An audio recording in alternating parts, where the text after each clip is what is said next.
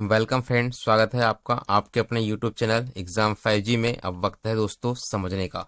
General science सामान्य विज्ञान की यह क्लास नंबर 6 है, जिसमें कि हम आज प्रकाशिकी यानी कि लाइट का अध्ययन फिजिक्स के अंदर करने वाले हैं। यह वीडियो जो है आज बहुत ही महत्वपूर्ण होने वाली है, क्योंकि लाइट यह फिजिक्स का सबसे इम्पोर्टेंट टॉपिक है। आज के इस क्लास में हम प्रकाश से संबंधित लगभग 150 क्वेश्चंस को कवर करेंगे, जो कि सभी प्रकार के क्वेश्चन जो कि आज तक एग्जाम में आए हुए हैं, रिपीट हुए हैं या जो आ सकते हैं, उन सभी प्रकार के क्वेश्चंस को मैंने आज के सेशन के अंदर लिया हुआ है। यह वीडियो आपके आने वाली exams RRB, NTPC, CBT2, group D, MP police व अन्य वे सभी एग्जाम्स जिसमें कि फिजिक्स का सिलेबस होता है, बहुत ही महत्वपूर्ण होने वाला है। आप यकीन रखिए कि इस क्लास को खत्म करने के बाद इस चैप्टर से बाहर एक भी क्वेश्चन नहीं जाएगा। चलिए दोस्तों शुरू करते हैं। हमारा पहला क्वेश्चन है, निम्न में से किस विकिरण में ऊर्जा प्रति क्वांटम सर्वाधिक होती है। मतलब कि क्वेश्चन में पूछा गया है कि इनमें से ऐसे कौन से रेंज का लाइट है। ठीक है, यह रेंज दी हुई है जो कि नैनोमीटर्स में है। किस रेंज में क्वांटम एनर्जी, कौन सी एनर्जी दोस्तों, क्वांटम एनर्जी सर्वाधिक होगी, यह पूछा है।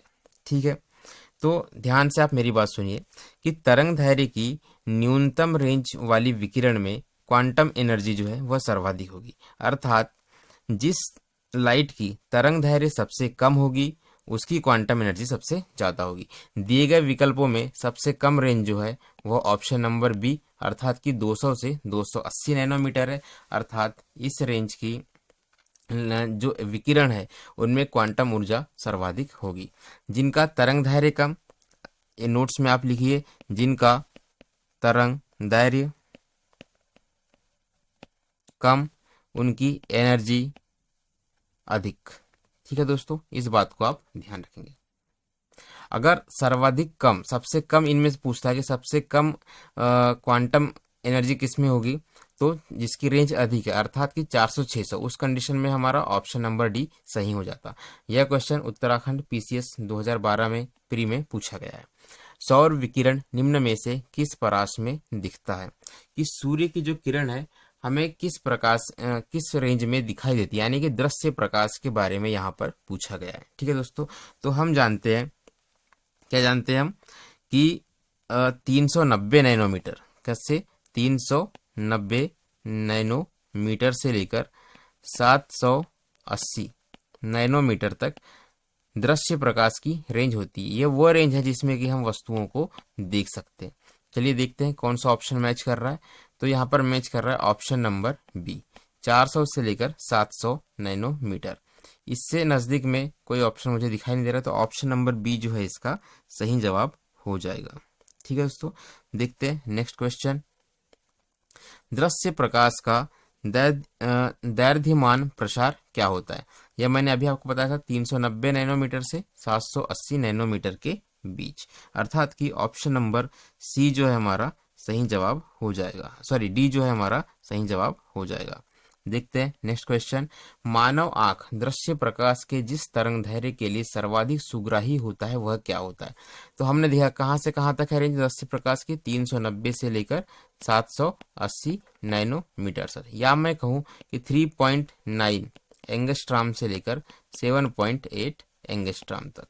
ठीक है दोस्तों, ये एंगस्ट्राम में दिया हुआ है, यहाँ कुछ गड़बड़ मुझे दिख रही है ऑप्शन में।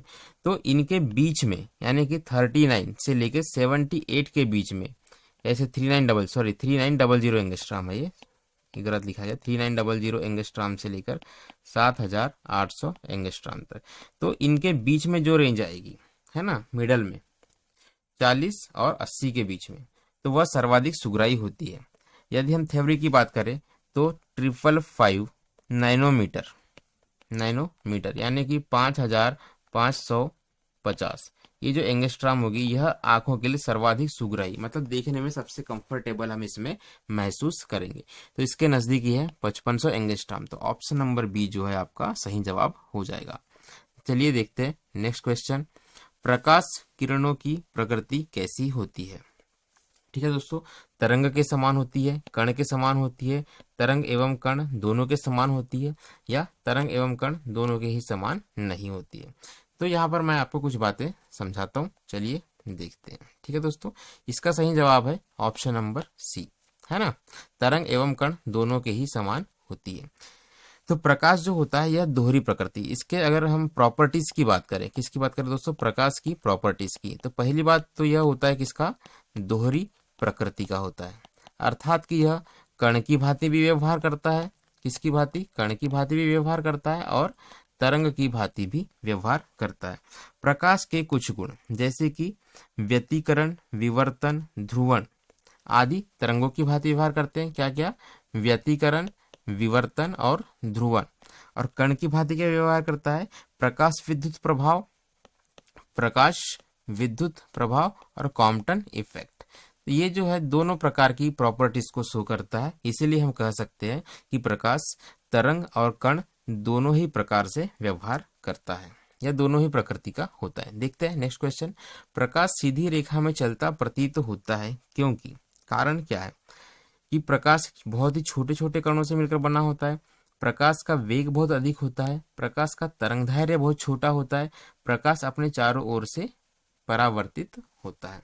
ठीक है, अगर आप इस क्वेश्चन को देखें जिन्होंने पढ़ा नहीं है तो वो ऑप्शन नंबर 1 की तरफ चले जाते हैं, जो कि गलत जवाब है। तो इसका सही कारण क्या है कि इसका सही कारण है दोस्तों प्रकाश का तरंगदैर्घ्य। कौन सा, प्रकाश का तरंगदैर्घ्य बहुत ही छोटा होता है, इसी कारण से हमें प्रकाश क्या होता है, सीधी रेखा में चलता हुआ प्रतीत होता है। ये इसका सही जवाब है ऑप्शन नंबर सी। देखते हैं नेक्स्ट क्वेश्चन, निम्नलिखित में से किसका वेग अधिकतम होता है।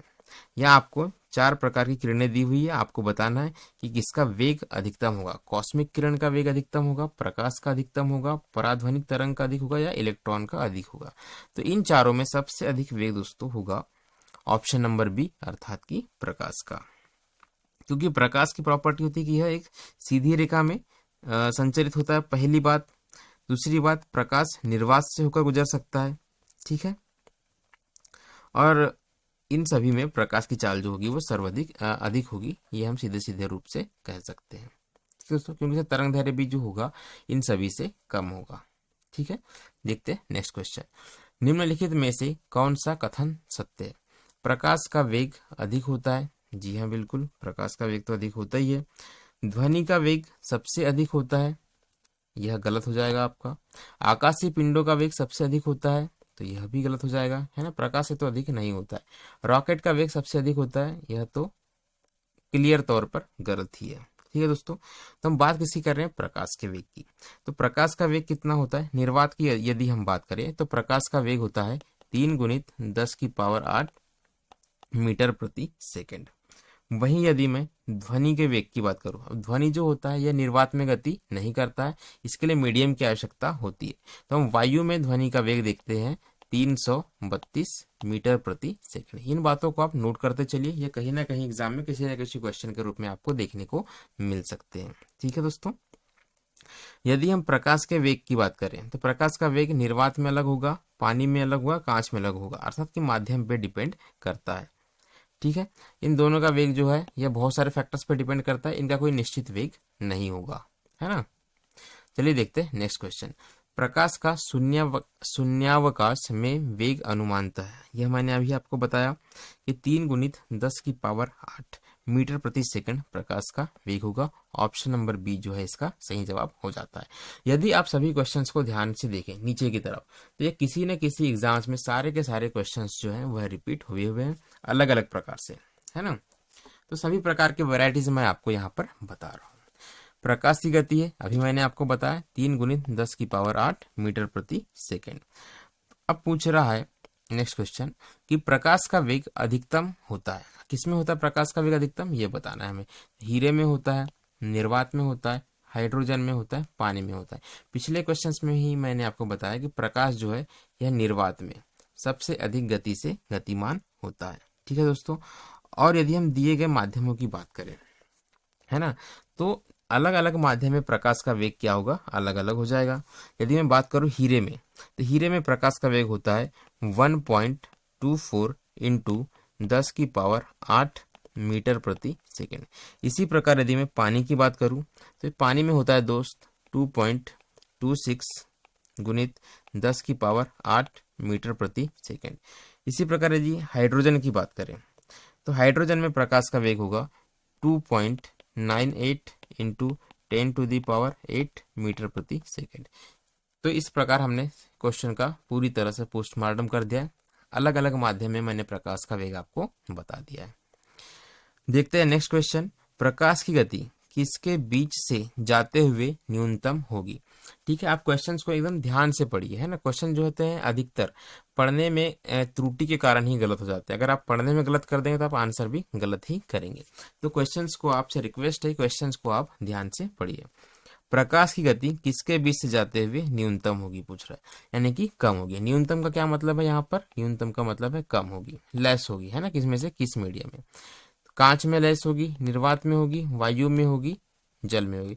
तो आपको यह ध्यान रखना है कि इनमें से जो माध्यम दिए गए ऑप्शंस में से सबसे ज्यादा सघन होगा, अर्थात कि इसका घनत्व ज्यादा होगा, उसमें प्रकाश का वेग क्या होगा, कम होगा। तथा जो विरल होगा अर्थात कि पतला होगा, उसमें प्रकाश का वेग अधिकतम होगा, अर्थात कि ज्यादा होगा। तो वायु में प्रकाश का वेग जो होता है, निर्वात में प्रकाश का वेग सर्वाधिक होता है। लेकिन क्वेश्चन में क्या पूछा है, न्यूनतम पूछा है। तो यहाँ आपका ऑप्शन नंबर ए सही हो जाएगा, अर्थात कि कांच। ठीक है दोस्तों, क्योंकि कांच इन सभी माध्यमों में सबसे ही सघन माध्यम है। ठीक है, देखते हैं नेक्स्ट क्वेश्चन। सूर्य के प्रकाश को धरती की सतह पर पहुंचने में लगभग कितना समय लगता है। तो जो घंटे में है उसे तो आप पहले ही काट दें, है ना। मिनट वालों को भी आप नहीं, मिनट वाले को हम रखेंगे और सेकंड वालों को हम इसमें रखेंगे। घंटे वाले को हम पहले ही काट दें, क्योंकि यहाँ पर सेकंड और मिनट वाले भी ऑप्शन है। ठीक है, तो सूर्य के प्रकाश को पृथ्वी की सतह तक पहुंचने में लगभग 498 सेकंड का समय लगता है। यदि आप इसे मिनट में कन्वर्ट करते हैं तो यह होता है दोस्तों 8.5 मिनट, अर्थात कि ऑप्शन नंबर सी जो है आपका ये सही जवाब है। ठीक है, ऑप्शन नंबर सी आपका सही जवाब है। 8 पॉइंट समथिंग मिनट इसका ऑप्शन आता है। अलग अलग एग्जाम्स में अलग अलग ऑप्शन दिए रहते हैं, आसपास के रहते हैं, लेकिन 8 दशमलव जो आएगा 8.3 आ सकता है, 8.4 आ सकता है, 5 आ सकता है, 6 आ सकता है, तो वही आपका सही जवाब होगा। आपका नेक्स्ट क्वेश्चन है, सूर्य से पृथ्वी तक प्रकाश के पहुंचने में लगभग कितना समय लगता है। देखिए वही क्वेश्चन है, थोड़ा सा ऑप्शन इसके चेंज हो गए हैं, है ना। तो यहाँ पर 8 मिनट, ये आपका सही जवाब हो जाएगा। देखते हैं नेक्स्ट क्वेश्चन। सूर्य का प्रकाश पृथ्वी पर पहुंचता है, कितने सेकंड में पहुंचता है ये आपको बताना है। बहुत ही ईजी है, 8 मिनट में, है ना। यदि मैं एग्जैक्ट टाइम की बात करूं, तो वो कितना होता है 498 सेकेंड, 498 सेकेंड। यही मैंने आपको बताया था, है ना, 498 सेकेंड। ठीक है दोस्तों, देखते हैं नेक्स्ट क्वेश्चन। यह है प्रकाश तरंगों के वायु से कांच में जाने पर। आपके पास क्या है, प्रकाश तरंग कहाँ जा रही है, ये वायु से जा रही है कांच में, है ना। कांच में जाने पर जो वेरिएबल यानी कि परिवर्तन होगा, क्या प्रभावित होगा ये बताना है। ठीक है, वेरिएबल्स कैसे प्रभावित होंगे, यदि कोई प्रकाश की किरण वायु से कांच में प्रवेश कर रही है। ठीक है दोस्तों, तरंग दैर्घ्य, आवृत्ति और वेग, इनमें क्या क्या चेंज आएगा या नहीं आएगा। वेग और आवृत्ति, तरंग दैर्घ्य और आवृत्ति, तरंग दैर्घ्य और वेग। ठीक है दोस्तों, तो मैं आपको बता दूं कि प्रकाश यदि एक माध्यम से दूसरे माध्यम में प्रवेश करती है तो उसका तरंग दैर्घ्य, क्या, तरंग दैर्घ्य और वेग ये दोनों ही परिवर्तित हो जाते हैं, परंतु प्रकाश की आवृत्ति यह किसी भी माध्यम में चले जाए वह निश्चित रहती है, वह सेम रहती है, वह बदलती नहीं है। तो ऑप्शन नंबर ए, बी और सी आपका गलत हो जाएगा। ऑप्शन नंबर डी, तरंग दैर्घ्य और वेग इसका सही जवाब है। IAS प्री 2001 का यह क्वेश्चन है। चलिए देखते हैं नेक्स्ट क्वेश्चन। जब प्रकाश एक माध्यम से दूसरे माध्यम में जाता है तो निम्न में से कौन सा एक अपरिवर्तित रहता है। अभी मैंने आपको बताया आवृत्ति जो है वो अपरिवर्तित रहेगी, अर्थात कि ऑप्शन नंबर डी जो है इसका सही जवाब है। देखते हैं नेक्स्ट क्वेश्चन। जब प्रकाश की किरण सघन माध्यम से विरल माध्यम में जाती है, माध्यम कैसा हो रहा है, माध्यम आपको ध्यान रखना है कि सघन यानी कि घना है, सघन से विरल अर्थात कि पतले माध्यम में जा रही है। ठीक है, सघन का घनत्व ज्यादा, विरल का घनत्व कम, तो इसकी चाल बढ़ जाती है, बिल्कुल सही है। तथा यह अभिलंब से दूर हट जाती है। ठीक है, पहला ऑप्शन इसका ये कहता है, सही है, अभिलंब से दूर हट जाती है, ये भी सही है। और इसका सही जवाब जो है दोस्तों यही है। इसकी चाल बढ़ जाती है, सही है। ये अभिलंब की ओर झुक जाती है, तो ये पार्ट इसका गलत हो जाएगा। इसकी चाल घट जाती है, सरासर गलत हो जाएगा। अभिलंब से दूर हट जाती है, ये सही है इसका। इसकी चाल घट जाती है तथा अभिलंब की ओर झुक जाती है, पूरी तरह से यह ऑप्शन जो है गलत है। चलिए इसके बारे में आपको थोड़ी सी थ्योरी मैं आपको बता देता हूँ। ठीक है दोस्तों, जब भी प्रकाश की किरण सघन माध्यम से विरल माध्यम में प्रवेश करती है ना। अब मैं मान लेता हूँ कि ये कोई एक मीडियम है। नीचे की तरफ हमारा क्या भरा हुआ है दोस्तों, नीचे की तरफ हमारा भरा हुआ है पानी, और ऊपर की तरफ है हवा, इस लाइन के, है ना। तो पानी क्या है, एक सघन माध्यम है, और हवा क्या है, एक विरल माध्यम है। पानी घना माध्यम है और हवा पतला माध्यम है। यह पानी क्या हो गया, सघन माध्यम हो गया, हवा आपका विरल माध्यम होगा। यहाँ पर एक इमेजिनरी लाइन में यहाँ पर एज्यूम कर लेता हूँ, सॉरी यह टेढ़ी हो गई, इसे सीधा होना चाहिए। इसे मैं कहता हूं अभिलंब। इसे मैं क्या कहता हूं दोस्तों, अभिलंब। जो ये अभिलंब यहाँ कहा गया है ना, यही अभिलंब। तो जब प्रकाश की किरण सघन माध्यम से विरल माध्यम में जाती है, यानी कि इस डायरेक्शन में यदि यह चलती है ना, रेड डायरेक्शन, इसे मैं ब्लैक कलर से कर देता हूँ। यदि कोई प्रकाश की किरण इस डायरेक्शन में जा रही है, तो इसे क्या होना चाहिए, इसे आगे सीधे इस तरह से निकल जाना चाहिए। लेकिन ये इस तरह से नहीं निकलती। जब भी कोई प्रकाश की किरण सघन माध्यम से विरल माध्यम में जाती है, तो वह अभिलंब से दूर हट जाती है, अर्थात वह सीधी न जाकर इस डायरेक्शन में दोस्तों निकलेगी, है ना। यानी कि इस अभिलंब से क्या होती है, यह दूर हट जाती है। यह होती है प्रकाश की प्रॉपर्टी। प्रकाश की इस प्रॉपर्टी को हम क्या कहते हैं, ये मैं आपको आगे बताऊंगा। ठीक है, अभी आपके लिए इतना जानना इस क्वेश्चन के लिए आवश्यक है। चलिए देखते हैं नेक्स्ट क्वेश्चन। निम्नांकित ऊर्जा रूपांतरणों में किसके द्वारा प्रकाश संश्लेषण की क्रिया संपादित होती है। मतलब कि प्रकाश संश्लेषण की क्रिया में ऊर्जा का रूपांतरण किस प्रकार से होता है, यह पूछ रहा है। तो प्रकाश से रासायनिक ऊर्जा में होता है, ताप से जैव ऊर्जा में होता है, प्रकाश से ताप ऊर्जा में होता है, या उष्मा से गतिज ऊर्जा में होता है। तो सबसे पहले समझते हैं कि प्रकाश संश्लेषण की क्रिया एक्चुअल में होती क्या है। तो पहली बात यह कि प्रकाश संश्लेषण की क्रिया जो है यह पौधों में होती है, पेड़ में होती है, अर्थात जो हरे प्रकार के पेड़ पौधे होते हैं उनमें प्रकाश संश्लेषण की क्रिया होती है। यह क्रिया, दूसरी बात, मतलब कि सूर्य के प्रकाश की उपस्थिति में होती है। दूसरी बात यह इसके लिए आवश्यक चीज है ना। यदि सूर्य का प्रकाश नहीं होगा तो पृथ्वी पर किसी भी प्रकार के पेड़ पौधे जो है नहीं पाए जाएंगे। तो होता क्या है कि सूर्य के प्रकाश की उपस्थिति में पेड़ और पौधे क्या करते हैं कि वातावरण में उपस्थित कार्बन डाइऑक्साइड को ग्रहण करते हैं, और धरती में उपस्थित जल के साथ मिलकर क्या करते हैं, यह प्रकाश संश्लेषण की क्रिया को पूरा करते हैं। यूवी यहाँ लिख देता हूँ, ये कि लाइट का सिंबल है ना। प्रकाश की उपस्थिति में यह क्रिया कार्बन डाइऑक्साइड और H2O यानी कि पानी के साथ संपन्न होती है। बदले में इस क्रिया के संपन्न होने के बाद हमें क्या मिलता है, यहाँ पर हमें मिलता है C6H12O6, जिसे हम क्या कहते हैं, कार्बोहाइड्रेट कहते हैं, है ना। प्लस हमें इसमें मिलेगा ऑक्सीजन, प्लस जलवाष्प निकलती है ना। तो ये सारी चीजें जो है, तीनों चीजें जो है मेजर रूप से यानी कि मुख्य रूप से हमें प्राप्त होती है। तो यह एक प्रकार की रासायनिक ऊर्जा के रूप में हमें प्राप्त होता है।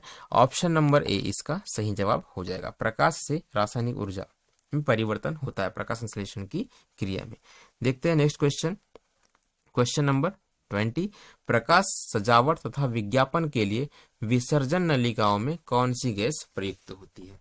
तो जब भी किसी नलिका में, किसी बंद माध्यम में किसी गैस की उपयोग होगा, तो आपको एक बात ध्यान रखना है, यूनिवर्सल रूप से। किस रूप से, यूनिवर्सल रूप से, कि वह गैस कैसी होगी, अक्रिय गैस होगी, अक्रिय गैस होगी। ताकि अक्रिय गैस की प्रॉपर्टी क्या होती है कि यह क्रिया नहीं करती किसी के साथ। तो यहाँ के अक्रिय गैस कौन सी है, ऑप्शन नंबर डी, नियॉन, इसका सही जवाब हो जाएगा। बल्ब के अंदर भी इसी प्रकार की अक्रिय गैस जो है भरी रहती है। पहले बल्ब के अंदर नाइट्रोजन भरा जाता था, उसके बाद अक्रिय गैसों का चलन शुरू हुआ। साबुन के पतले झाग में चमकदार रंगों का बनना किस घटना का उदाहरण है। ठीक है, अगर आपने साबुन की झाग देखी हो बाल्टी में, जब कभी भी जो भी कपड़े धोता है उस टाइम पे आप देखिएगा, तो आपको कुछ कलर से दिखाई देते हैं बाल्टी के अंदर में, है ना, साबुन के झाग में। तो यह किसका उदाहरण है, यह पूछ रहा है। यह किस परिघटना का, किस प्रॉपर्टी के कारण ऐसा होता है लाइट की? यह है बहुलित परावर्तन और व्यतिकरण, यानी कि मुख्य रूप से परावर्तन और व्यतिकरण के कारण, अपवर्तन और परिक्षेपण के कारण, विवर्तन और परिक्षेपण के कारण, या ध्रुवण और व्यतिकरण के कारण। तो पहले मैं आपको इसका सही जवाब बता देता हूं। यह होता है दोस्तों ऑप्शन नंबर ए, अर्थात कि परावर्तन और व्यतिकरण के कारण। ठीक है। जब क्या होता है कि प्रकाश जो है साबुन के घोल पर पड़ता है, ठीक है दोस्तों, जब श्वेत प्रकाश इस पर आपतित तो होता है, तो दोनों ही प्रकार के पृष्ठों से, अर्थात कि पानी का जो पृष्ठ है और आपका जो झाग वाला पृष्ठ है, वहां से क्या होता है, इसका परावर्तन होता है और अपवर्तित प्रकाश के कारण व्यतिकरण की घटना इसमें होती है, जिसके कारण यह परत जो है वो चमकदार दिखाई देती है। अर्थात यदि मैं इस सारे ऑप्शन को यदि कंक्लूड करूं तो यहाँ पर क्या क्या आ जाएगा आपका, परावर्तन की एक घटना, व्यतिकरण की एक घटना इसमें कंबाइन हो जाती है। ठीक है, चलिए देखते हैं नेक्स्ट क्वेश्चन। पूर्ण आंतरिक परावर्तन होता है जब प्रकाश जाता है। ठीक है, तो पहले मैं यहाँ पर आपको एक थोड़ा सा कॉन्सेप्ट समझा देता हूँ कि पूर्ण आंतरिक परावर्तन आखिर में होता क्या है। तो जब प्रकाश की किरण किसी सघन माध्यम से विरल माध्यम में प्रवेश करती है, कहने का मतलब क्या है, जैसा कि मैंने आपको बताया था, पानी एक सघन माध्यम है, हवा एक विरल माध्यम है, ये बीच में अभिलंब है। जब प्रकाश की किरण इस डायरेक्शन में प्रवेश करती है तो क्या होती है, वो अभिलंब से दूर हट जाती है। तो जाना चाहिए था ऐसे, है ना, जैसे कि मैं इसे P मान लूं तो उसे P1 पर जाना चाहिए था, वो P1 पर नहीं जाती है, वह कहाँ चली जाती है, P2 की दिशा में चली जाती है। ये इसकी एक्चुअल दिशा होती है। ठीक है दोस्तों, जब क्या होता है, अच्छा इस किरण को हम क्या कहते हैं, आपतित किरण कहते हैं। इसे हम क्या कहेंगे, आपतित किरण कहेंगे। तो अभिलंब के साथ बनने वाले इस कोण को हम आपतन कोण कहेंगे। ठीक है, उसी प्रकार इसे हम क्या कहेंगे, अपवर्तित अपवर्तित किरण कहेंगे, तथा अभिलंब के साथ इस बनने वाले कोण को हम इसे अपवर्तन कोण कहेंगे। ठीक है दोस्तों, तो जब क्या होता है कि आपतन कोण का मान इतना अधिक हो जाता है, कितना अधिक हो जाता है कि जब प्रकाश की जो किरण P2 है यह इस अक्ष के समांतर हो जाती है, तो उस आपतन कोण के मान को हम क्या कहते हैं, क्रांतिक कोण कहते हैं, है ना। उस कोण को हम क्या कहेंगे, क्रांतिक कोण कहेंगे। अब प्रकाश की किरण जो है वह हवा वाले माध्यम में नहीं जा रही है, पानी वाले माध्यम में ही रह जा रही है। तो इस घटना को यदि कोई प्रकाश की किरण क्रांतिक कोण पर आपतित होती है, अर्थात कि प्रकाश की किरण अपवर्तित नहीं होती है, तो इस घटना को हम क्या कहते हैं, इसका पूर्ण आंतरिक परावर्तन कहते हैं। तो इस घटना में क्या होगा, यदि इस आपतित किरण का जो मान है यह बराबर हो जाएगा क्रांतिक कोण के, किसके, क्रांतिक कोण के, तो प्रकाश की जो किरण है वह हवा में न जाकर इसी दिशा में परावर्तित हो जाएगी, अर्थात यह P3 इस डायरेक्शन में निकल जाएगी। तो इस घटना को ही हम क्या कहेंगे, प्रकाश का पूर्ण आंतरिक परावर्तन कहेंगे। ठीक है दोस्तों, अब इस ऑप्शन के लिए क्या होगा, ऑप्शन नंबर ए आपका सही जवाब हो जाएगा। हीरे से कांच में जब कोई किरण जाएगी तो क्या कहलाएगा, इसका पूर्ण आंतरिक परावर्तन हो जाएगा। कंडीशन क्या थी कि प्रकाश किरण का सघन माध्यम से विरल माध्यम में जाना। और यहाँ अगर आप सभी ऑप्शंस को चेक करेंगे तो सिर्फ एक ही ऑप्शन ऐसा जिसमें कि प्रकाश की किरण आपकी सघन माध्यम से विरल माध्यम में जा रही है ना, हीरे से कांच में। क्योंकि चलिए इसका नेक्स्ट क्वेश्चन में मैं आपको समझा दूंगा, है ना, अगर किसी को समझ में नहीं आया हो तो, या आप इस को आप रिवाइज कर लें थोड़ा सा तो आपको समझ में आ जाएगा। मैंने सारी बातें जो है अपने इस वीडियो में बोल दी है ना। प्रकाश तंतु फाइबर ऑप्टिक्स जिस सिद्धांत पर कार्य करता है वह कौन सा सिद्धांत है। तो फाइबर ऑप्टिक्स आपने सुना होगा कि जियो का जो नेट है, कौन सा नेट दोस्तों, जियो का जो इंटरनेट है वह अत्यधिक तेज चलता है। क्यों तेज चलता है, क्योंकि वो फाइबर ऑप्टिक केबल के थ्रू चलता है। और फाइबर ऑप्टिक केबल जो है वह प्रकाश के पूर्ण आंतरिक परावर्तन इस सिद्धांत पर कार्य करती है।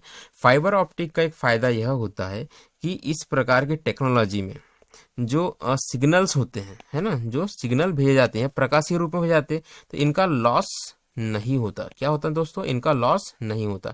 एक ट्यूब रहती है, इसमें यदि कोई प्रकाश की किरण यहाँ पर गई तो बस ये इसी में ही परावर्तित होते रहेगी, सिग्नल का लॉस नहीं होगा। ठीक है, चलिए देखते हैं नेक्स्ट क्वेश्चन। प्रकाश ऊर्जा का ऑप्टिकल फाइबर में संचरण निम्नलिखित घटना के अनुप्रयोग के द्वारा होता है। तो अभी मैंने आपको बताया था कि यह पूर्ण आंतरिक परावर्तन के कारण होगा। चलिए देखते हैं नेक्स्ट क्वेश्चन। निम्नलिखित में से किस परिघटना का उपयोग ऑप्टिकल फाइबर में किया जाता है। तो ऑप्टिकल फाइबर जहां पर भी आएगा आपका ऑप्शन क्या हो जाएगा, आंख बंद करके पूर्ण आंतरिक परावर्तन हो जाएगा। प्रकाशीय तंतु संचार में संकेत के रूप में किसका प्रयोग होता है, वही पूछ रहा है कि फाइबर ऑप्टिक्स, प्रकाशीय तंतु, यही हिंदी में है, इसे ही इंग्लिश में हम कहते हैं फाइबर ऑप्टिक्स। फाइबर ऑप्टिक्स में किसका प्रयोग होता है, मैंने आपको बताया, प्रयोग होता है लाइट का, है ना, यानी कि प्रकाश तरंग का। ऑप्शन नंबर ए जो है आपका सही जवाब हो जाएगा। देखते हैं नेक्स्ट क्वेश्चन, बहुत ही प्यारा क्वेश्चन है।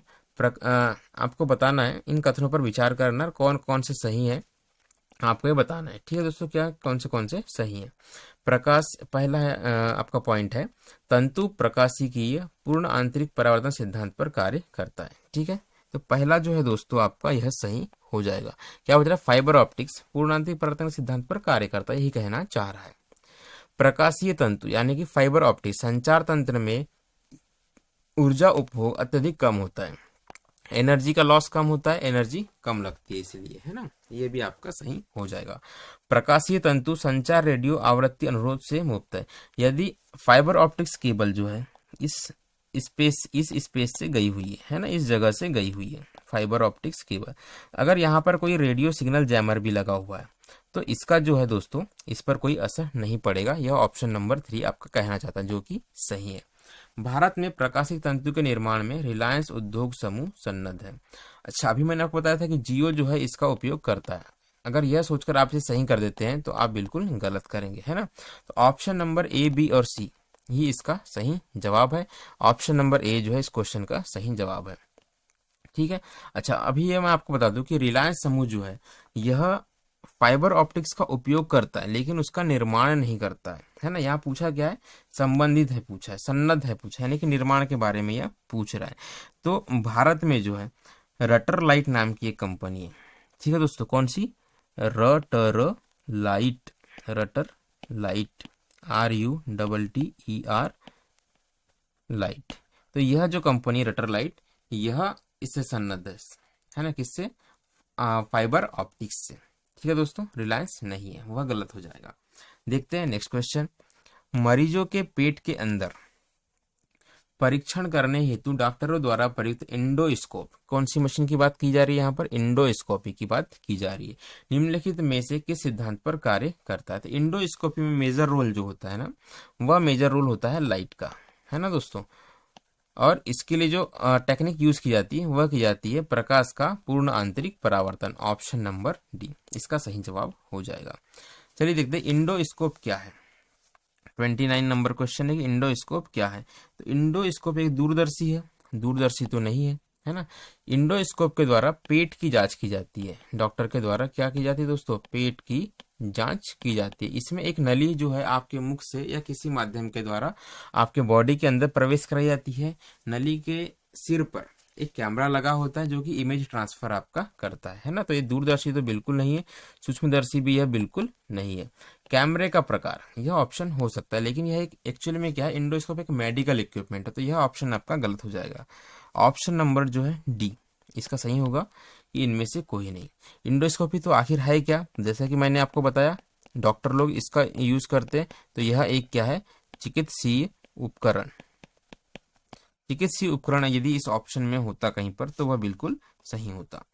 चलिए दोस्तों देखते हैं नेक्स्ट क्वेश्चन, मृग मरीचिका का क्या कारण है, कि मतलब मृग मरीचिका क्यों दिखाई देती है, यह पूछना चाह रहा है।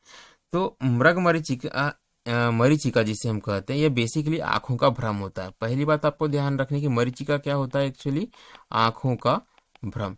आंखों का भ्रम कैसे होता है कि जो चीज एक्चुअल में है ही नहीं लेकिन वह हमें दिखाई देती है, जैसे कि रेगिस्तान में पानी का नजर आना, रेगिस्तान में हरे भरे पेड़ पौधों का दिखाई देना।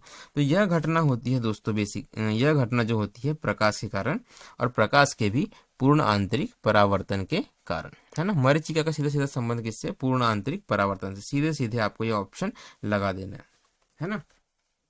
अब इसके पीछे जो टेक्निकलिटीज है वो आपको थ्योरी की क्लास में मैं आपको बताऊंगा। अगर आपको थ्योरी की क्लास चाहिए तो आप मुझे कमेंट बॉक्स में मैसेज कीजिएगा। अभी थ्योरी की क्लास मैंने नहीं बनाई हुई है, ठीक है। अगर आपकी डिमांड आती है तो मैं थ्योरी की क्लास भी लेकर आ जाऊंगा, मुझे कोई प्रॉब्लम नहीं है।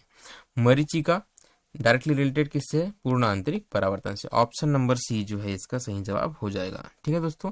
नेक्स्ट क्वेश्चन, मृग तृष्णा उदाहरण है किसका, प्रकाश के पूर्ण आंतरिक परावर्तन का। ऑप्शन नंबर बी इसका सही जवाब हो जाएगा। नेक्स्ट क्वेश्चन देखते हैं।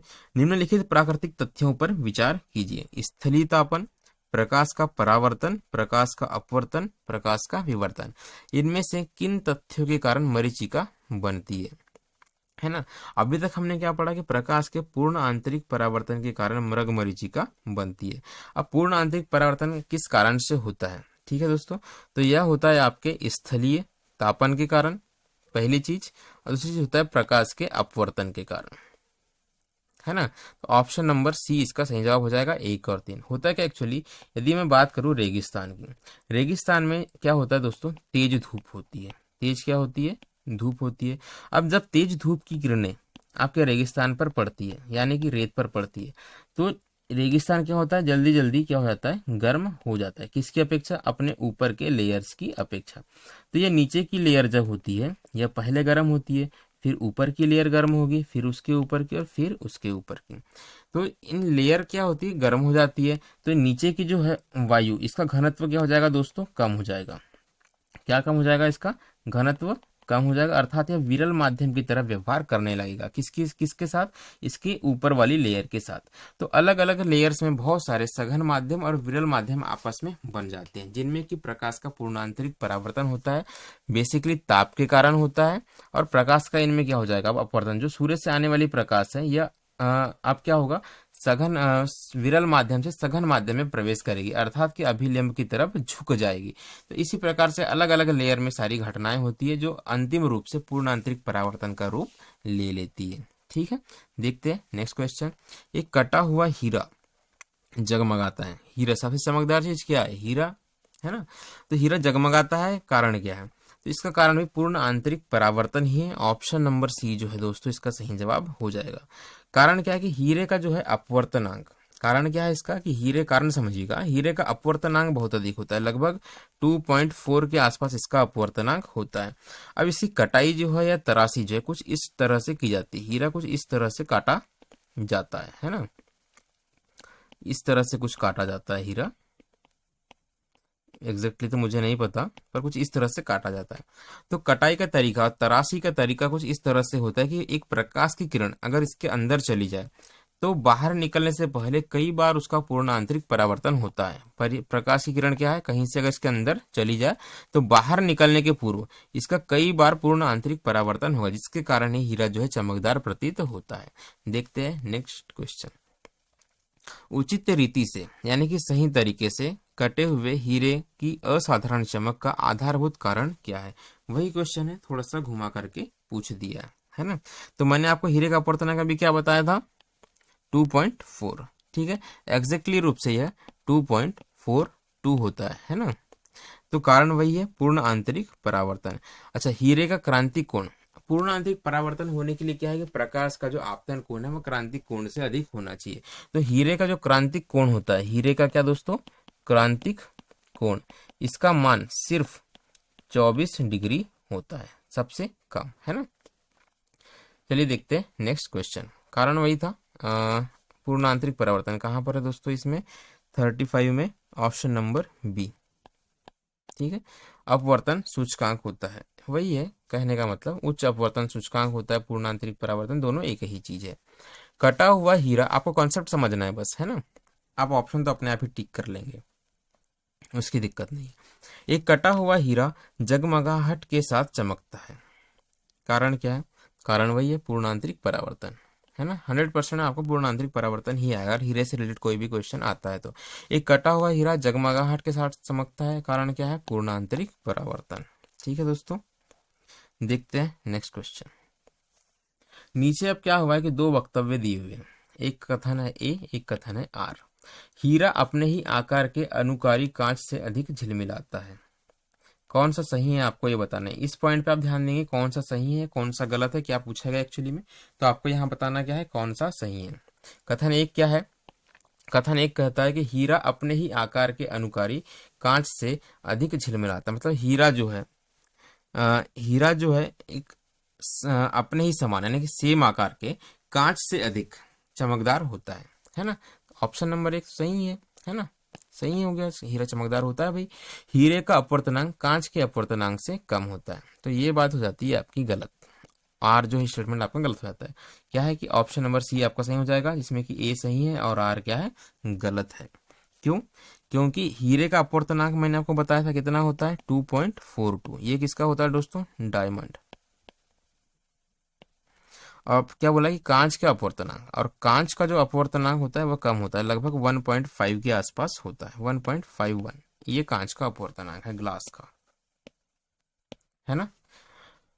तो हीरे का अपवर्तनांक क्या हो गया, अधिक हो गया, कांच का अपवर्तनांक कम हो गया। ऑप्शन नंबर सी आपका सही जवाब है। देखते हैं नेक्स्ट क्वेश्चन। किसी वस्तु के त्रिविमी यानी कि 3 डायमेंशन प्रतिरूप को अंकित करने तथा पुनरावृत्ति करने की तकनीक का क्या नाम है? तो आपने इसको हॉलीवुड की मूवी में कहीं देखा होगा, इसे हम कहते हैं होलोग्राफी। जिसमें क्या होता है कि एक 3D होलोग्राम बन जाता है। यदि आपका 3D होलोग्राम बनाकर कहीं पर लगा दिया जाए तो देखने वालों को यह लगे कि आप वास्तविक रूप से वहीं खड़े हैं, है ना। 3D होलोग्राफी में ना सिर्फ एक चलचित्र भी आप बना सकते हैं ना, चलचित्र भी आप, इसमें आप कुछ क्रियाएं करते हुए दिखाए जा सकते हैं। तो इनका एक 3D प्रेजेंटेशन एक्चुअली में ये होता है। ऑडियोग्राफी आवाज से रिलेटेड है, फोटोग्राफी चलचित्र से रिलेटेड है, और लेक्सिकोग्राफी मुझे पता नहीं, अगर आपको पता हो तो आप इसका कमेंट बॉक्स में मुझे बता सकते हैं, है ना। देखते हैं नेक्स्ट क्वेश्चन। त्रिविमीय चित्र लेने के लिए निम्नलिखित में से किसका प्रयोग करते हैं? तो इसके लिए हम होलोग्राफी का प्रयोग करते हैं, यह मैंने आपको भी बताया था, है ना दोस्तों। देखते हैं अगला क्वेश्चन। एक इलेक्ट्रॉनिक पुंज को फास्फोरा कोटेड पर्दे पर, यानी कि कोई पर्दा है जो किससे है, फास्फोरस से कोटेड है ना। एक पर्दा है जिसमें कि फास्फोरस कोट किया हुआ है, पर फोकस करते हैं, तो प्रतिबिंबों के पर्दे पर जनित करना क्या कहलाता है? मतलब कि किसी प्रतिबिंब को एक फास्फोरस कोटेड पे प्रतिबिंबित करना, इस घटना को हम क्या कहते हैं, ये पूछ रहा है ना दोस्तों। तो इसका सही जवाब सीधा सीधा है raster scan, option number C. इसका प्रयोग कहाँ किया जाता है? इसका प्रयोग CRT नाम के इक्विपमेंट में किया जाता है। CRT को हम क्या कहते हैं, कैथोड रे टेलीस्कोप, कुछ ऐसा कुछ होता है, कैथोड रे ट्यूब कहते हैं इसे, सॉरी, इसे हम कहते हैं कैथोड रे ट्यूब, है ना। ये एक प्रकार का मॉनिटर होता है, एक प्रकार का मेजरिंग इंस्ट्रूमेंट होता है ये, जो कि इंजीनियरिंग में प्रयोग किया जाता है। ठीक है दोस्तों, देखते हैं नेक्स्ट क्वेश्चन। रमन प्रभाव का प्रकाश उन किरणों से संबंधित है जो कि आर पार जाती है। किसके आर पार जाती है ये पूछ रहा है। अब आर पार जाती है, आर पार किसमें आएगी, सभी पारदर्शी माध्यम, जो सभी प्रकार के पारदर्शी माध्यम है उनमें प्रकाश की किरणें आर पार हो जाएगी, तो वहां पर हमें रमन प्रभाव का इफेक्ट हमें देखने को मिलता है। क्वेश्चन में ही इसका आंसर दिया हुआ है। ठीक है दोस्तों, देखते हैं नेक्स्ट क्वेश्चन। नेक्स्ट क्वेश्चन है, ध्वनि के पुनरुत्पाद यानी कि रिप्रोडक्शन, ध्वनि को दोबारा पैदा करने के लिए एक सीडी, एक कॉम्पैक्ट डिस्क, सीडी का फुल फॉर्म क्या है, CD, सी से है कॉम्पैक्ट और डी से है डिस्क, है ना। CD ऑडियो प्लेयर में प्रयुक्त होता है। एक ऑडियो प्लेयर अगर आपने पहले के जमाने में देखा हो, जिस टाइम पेन ड्राइव नहीं आती थी, गोल गोल चकती CD आती थी, है ना, जिसके बीच में खोल होता था, और यहाँ बीच में एक चमकदार, इस एरिया में क्या होता था, चमकदार जो है ऐसी लाइनें गोल गोल बनी हुई होती थी इसमें, उसे हम CD कहते थे। तो इसमें ध्वनि को दोबारा कैसे इसमें से प्रयुक्त होगी ये पूछ रहा है ना। तो इसका ऑप्शन नंबर सी जो है इसका सही जवाब होगा। अगर आपने पहले कभी ऑडियो प्लेयर देखा हो, क्या देखा हो आपने कभी, ऑडियो प्लेयर, अगर पुराने जमाने का, जिसे हम CD प्लेयर कहते थे, है ना, CD प्लेयर जिसे कहते थे, तो उसमें जहां हम CD को लगाते थे उसमें एक छोटी सी वहां पर एक लाइट का सोर्स एक लगा होता था, जो क्या होता था, लेजर लाइट होती थी, है ना। तो ये लेजर लाइट क्या करती है, यह कॉम्पैक्ट डिस्क पर जाकर, लेजर लाइट कहाँ लगी होती थी, इस हिस्से में लगी होती थी, मान लेते हैं अलग कलर से मैं बताता हूँ। लेजर लाइट जो होता था नीचे के हिस्से में लगी होती थी इस फ्रेम में, है ना। और इसमें हम इसमें हम क्या करते थे, इस CD को रखते थे, ये CD और गोल गोल घूमती थी, लेजर लाइट से निकलने वाली लाइट इस CD के इस चमकदार सतह पर टकराती थी और टकराकर वापस जाती थी, परावर्तित होती थी, जो बाद में क्या करती थी, साउंड को प्रोड्यूस करती थी। तो ये इसका कॉन्सेप्ट है। देखते हैं नेक्स्ट क्वेश्चन। जब एक CD ऑडियो और वीडियो प्रणालियों में, मतलब ये ऑडियो या वीडियो में प्रयुक्त होती है, उपयोग होती है, सूर्य के प्रकाश में देखी जाती है, तो इसमें इंद्रधनुष के समान रंग, जैसे हम बताते हैं कलरफुल होती है ना, तो कलर से दिखाई देते हैं। कलर दिखाई देने का कारण क्या है ये पूछ रहा है। तो कलर दिखाई देने का कारण क्या है, सबसे पहले इसमें परावर्तन होता ही है, साथ ही इसमें विवर्तन भी होता है, यानी कि रिफ्लेक्शन और डिफ्रैक्शन, इस घटना के कारण जो है दोस्तों चमकदार दिखाई देती है। देखते हैं नेक्स्ट क्वेश्चन, है ना। क्वेश्चन क्या कहता है, निम्नलिखित कथनों पर विचार कीजिए। दीर्घ तरंगदैर्घ्य वाले प्रकाश का प्रकीर्णन लघु तरंगदैर्घ्य यानी कि अधिक तरंगदैर्घ्य वाले प्रकाश का प्रकीर्णन जो है वह कम तरंगदैर्घ्य वाले प्रकाश के प्रकीर्णन से कहीं अधिक होता है। सही है क्या? नहीं दोस्तों, गलत है यह उल्टा कह रहा है ना। जल में दृश्य प्रकाश की गति निर्वात में गति का 0.9 गुना होती है, यह भी गलत कह रहा है, कम होती है। रेडियो तरंगे द्रुतगामी दोलायमान, रेडियो तरंगे मतलब जो रेडियो वेव्स होती है यह तेज होती है ना। द्रुतगामी का मतलब क्या है? तेज। और दोलायमान मतलब कि किसी एक मीडियम के दोनों तरफ क्या होना? गति करना, इसे हम कहते हैं दोलायमान। वैद्युत धाराओं से उत्पन्न होती है, जी बिल्कुल सही है। अतिचालन वाहनों का पता लगाने के लिए पुलिस डॉपलर के परावर्तित मतलब पुलिस जो वॉकी टॉकी यूज करते हैं और रेडियो तरंगों पर बेस्ड होता है, ये कहना चाह रहा है। तो ऑप्शन नंबर 4 भी आपका सही हो जाएगा। 3 और 4 कहाँ पर सही है? ऑप्शन नंबर डी में सही है। चलिए अब ये गलत क्यों मैं आपको इस बारे में बताता हूँ, है ना। ये तो सीधा सीधा कंसेप्ट वाइज गलत है कि दीर्घ तरंगदैर्घ्य अधिक तरंगदैर्घ्य वाले प्रकाश का प्रकीर्णन जो होगा वो क्या होगा? कम होना चाहिए, है ना। दूसरी बात, जल में दृश्य प्रकाश की गति निर्वात में गति का 0.95 गुना होती है, यह कहना चाह रहा है। ठीक है दोस्तों, तो जल में प्रकाश की गति मैंने होता है निर्वात में प्रकाश की गति होती है 3.8 नहीं 3 गुणित 10 की पावर 8 मीटर प्रति सेकंड, यह होती है कहाँ पर? निर्वात में। उसी प्रकार यदि मैं बात करूं जल की, तो जल में प्रकाश की गति होती है दोस्तों 2.25 इंटू 10 की पावर 8 मीटर प्रति सेकंड। यदि मैं इसको बटे में लेकर आऊं तो यहाँ आएगा 0.75, तो 0.95 गुना ना होकर 0.75 गुना होती है। ठीक है, देखते हैं नेक्स्ट क्वेश्चन। क्वेश्चन नंबर 46 यह कहता है कि एक चलचित्र में पूरी फिल्म के एक सिरे से दूसरे सिरे तक, चलचित्र में यानी कि किसी पिक्चर में, मूवी जिसे हम कहते हैं, शुरू से लेकर आखिरी तक 24 फ्रेम प्रति सेकंड प्रक्षेपित किए जाते हैं। मतलब जो प्रोजेक्टर जो चलता है, अगर आप थिएटर में गए हो तो आप देखेंगे कि सबसे पीछे वाली सीट के पीछे से एक लाइट आती है। वो लाइट कहाँ से आती है? वह लाइट आती है दोस्तों प्रोजेक्टर से, है ना। कहाँ से आएगी वो लाइट? प्रोजेक्टर से। तो इस प्रोजेक्टर में क्या कहता है कि 24 फ्रेम 24 फ्रेम हर सेकंड में चलते हैं। ठीक है, ये कहना चाह रहा है। ठीक है, अभी हम देखते सही है गलत। ये बिल्कुल सही है। आंख की रेटिना पर निर्मित प्रतिबिंब उद्दीपन हटाने के 0.1 सेकंड तक बना रहता है। यानी कि आंख में अगर कोई चीज दिखाई देती है तो आंख के रेटिना पर जो प्रतिबिंब बन रहा है, कहना चाहता है कि वह 0.1 सेकंड तक बना रहता है। तो यह जो होगा दोस्तों गलत हो जाएगा। ए सही, आर गलत, यानी कि ऑप्शन नंबर सी जो है इसका सही गलत हो जाएगा। क्यों गलत हो जाएगा? कि आंख पर जो बनने वाला प्रतिबिंब है वो 0.1 सेकंड तक नहीं 0.16 सेकंड तक रहता है। ठीक है, एग्जैक्टली रूप से। ठीक है दोस्तों, देखते हैं नेक्स्ट क्वेश्चन। दूरदर्शन के संकेत एक निश्चित दूरी के बाद नहीं मिलते, कारण क्या है? कि आपने देखा होगा जो दूरदर्शन आता था पहले के टाइम में, धरती हमारी क्या है दोस्तों? गोल है। यह कहाँ से आता था दूरदर्शन? यह आता था सैटेलाइट से। यह क्या है? हमारा सैटेलाइट है। अब इससे क्या होती है, कुछ वेव्स ऐसी निकलती है ना। तो ये वेव कैसी होगी? नीचे आएगी, पृथ्वी से टकराएगी। तो जिस एरिया पर यह वेव टकरा रही है, यानी कि इस एरिया तक, कहाँ तक? इस एरिया तक। यहाँ पर तो आपको सिग्नल्स मिल जाएंगे, लेकिन इस एरिया में आपको सिग्नल नहीं मिलेंगे, है ना, नहीं मिलेंगे। तो क्या कहना चाह रहा है कि दूरदर्शन के संकेत एक निश्चित दूरी के बाद, मतलब कि यहाँ तक तो मिलेंगे, यहाँ तक के इस निश्चित दूरी में मिलेंगे, इसके बाद नहीं मिलते। कारण क्या है? कारण क्या है इसका? पृथ्वी की सतह का वक्राकार होना। क्योंकि ये सिग्नल जो है यहाँ पर टकराकर, ठीक है, यहाँ पर टकराकर तो हमें मिल जाते हैं, लेकिन जहाँ सिग्नल पृथ्वी नहीं है, यहाँ से ये सिग्नल सीधे निकल जाते हैं, कहीं टकराते नहीं है, अर्थात ये हमें प्राप्त नहीं होते। यह जो था आपका अर्थ था। ठीक है दोस्तों, आप समझ गए होंगे। पृथ्वी गोलाकार होती है, गोलाकार होने के कारण सिग्नल सीधे निकल जाते हैं, टकराते नहीं है। दूरदर्शन प्रसारण में श्रव्य संकेतों का प्रेषण करने के लिए कौन सी टेक्निक उपयोग की जाती है? तो जब भी आपको कहीं पर किसी सिग्नल को भेजना हो या रिसीव करना हो, हम उपयोग करते हैं मॉड्यूलेशन का। यहाँ मॉड्यूलन लिखा हुआ है, लेकिन हम इसमें मॉड्यूलेशन कहते हैं। इसे अंग्रेजी में क्या कहेंगे? मॉड्यूलेशन। कौन सा modulation? Frequency modulation. Frequency modulation का उपयोग करेंगे। ऑप्शन नंबर बी जो है इसका सही जवाब हो जाएगा। देखते हैं नेक्स्ट क्वेश्चन। दृष्टिपटल रेटिना पर जो चित्र बनता है वह किस प्रकार का होता है? तो हमारे दृष्टिपटल रेटिना पर बनने वाला चित्र है ना। जैसे हमारी आंखें तो छोटी है तो रेटिना भी छोटा ही होगा, लेकिन देख इससे हम हाथी को भी सकते हैं, हाथी तो बड़ा है हमारी आंखों से। तो बनने वाला प्रतिबिंब क्या होगा दोस्तों, पहली बात तो बनने वाला प्रतिबिंब छोटा होगा। दूसरी बात, जो वास्तविक प्रतिबिंब हमारी आंखों में बनता है, तो जिस भी केस में वास्तविक प्रतिबिंब बनता है वह हमेशा क्या होगा, उल्टा होगा, है ना।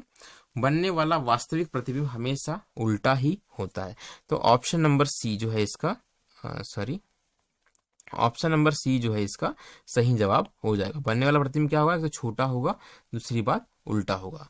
चलिए देखते हैं नेक्स्ट क्वेश्चन। एक सेकंड दोस्तों, थोड़ा मैं पानी पी लूं, है ना, 1 मिनट का मुझे समय दीजिए।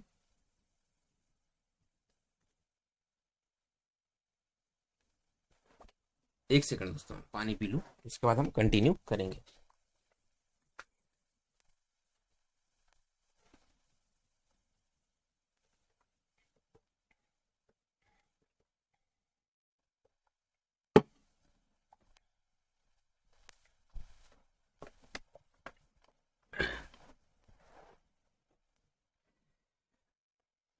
अच्छा, अभी हमारे जो है लेंस से रिलेटेड क्वेश्चन आना शुरू हो गए। यहाँ क्या पूछ रहा है कि जो अभिनेत्र लेंस होता है, किसी वस्तु का किस प्रकार का प्रतिबिंब रेटिना पर बनाया जाता है। तो मैंने आपको बताया था कि हमारे आंखों में जो लेंस होगा वो क्या होगा, अभिनेत्र लेंस, है ना, यानी कि नेत्र लेंस के बारे में ही बात कर रहा है। आंखों में जो लेंस लगा हुआ है, आपको बताया था कि प्रतिबिंब कैसा बनेगा, उल्टा बनेगा और वास्तविक बनेगा। देखते हैं नेक्स्ट क्वेश्चन।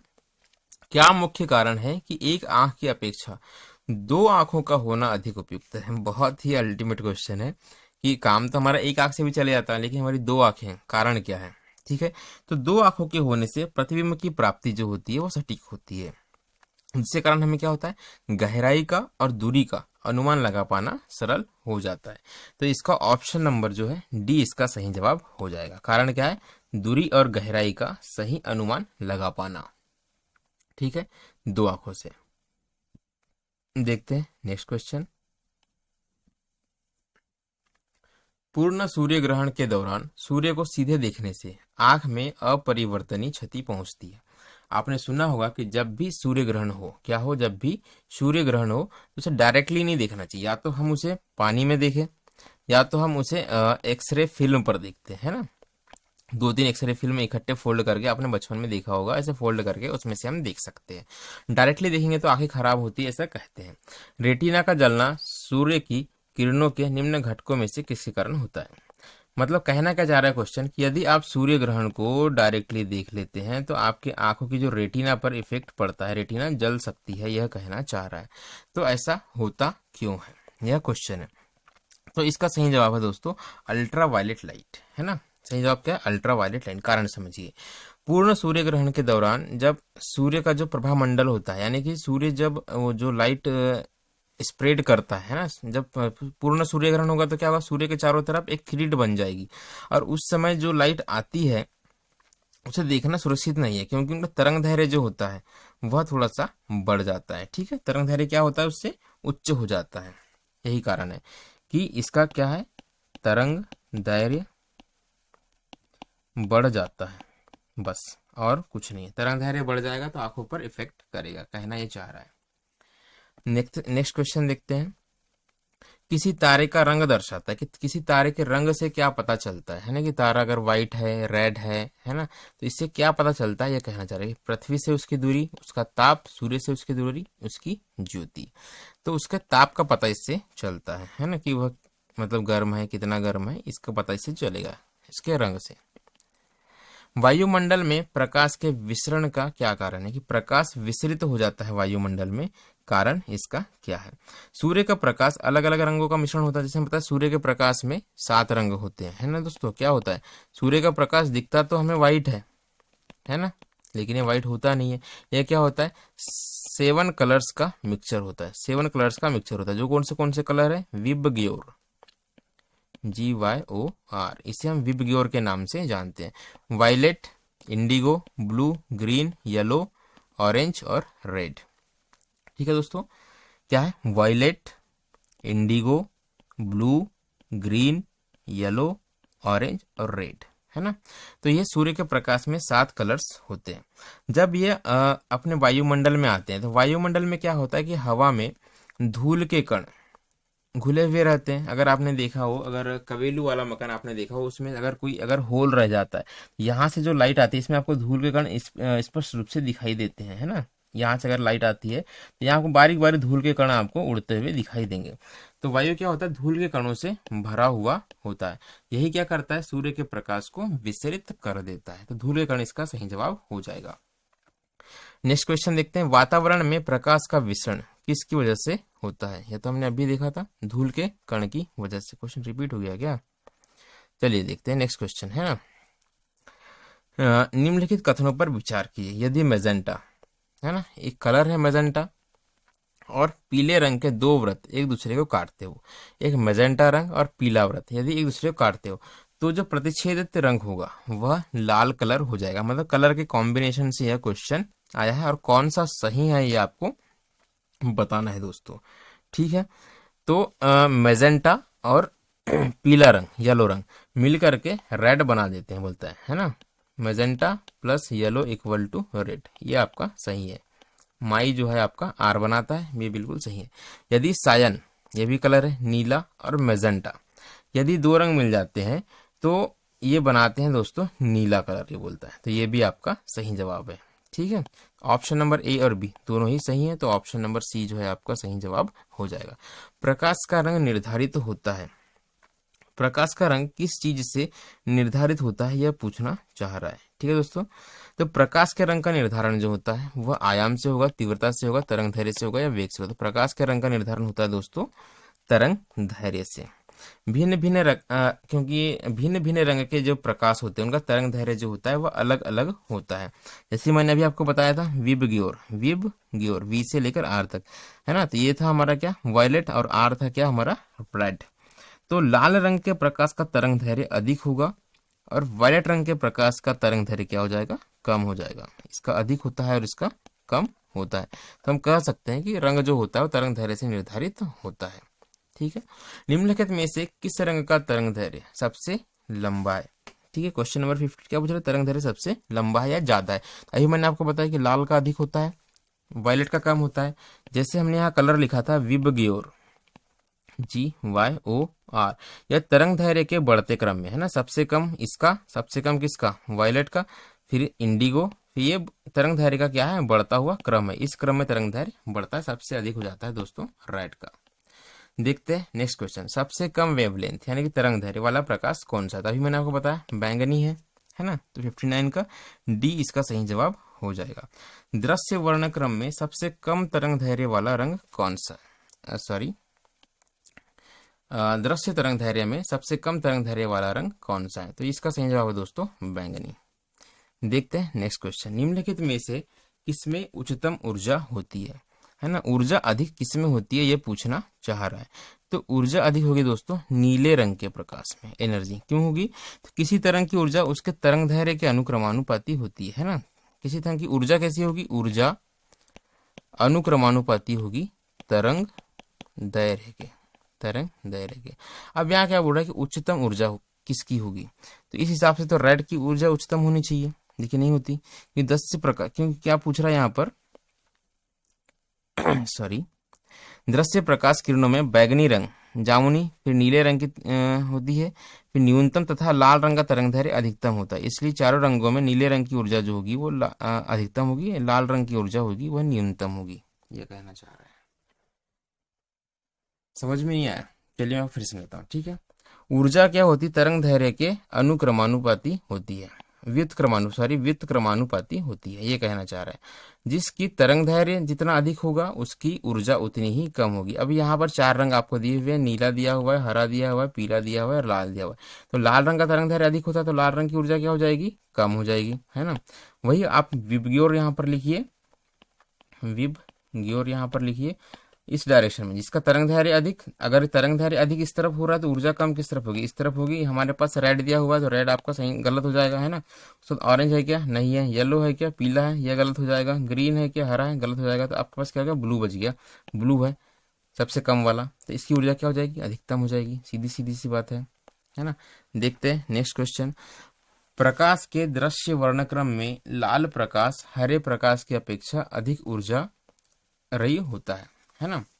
क्या बोल रहा है कि लाल प्रकाश की ऊर्जा अधिक होती है। अभी मैंने आपको बताया लाल प्रकाश की ऊर्जा कैसी होगी, कम होगी, क्योंकि ऊर्जा क्या होगी, ऊर्जा समानुपाती हो अनुक्रमानुपाती होगी तरंग दैर्घ्य के, यानी कि वेव लेंथ के, है ना, अनुक्रमानुपाती होगी।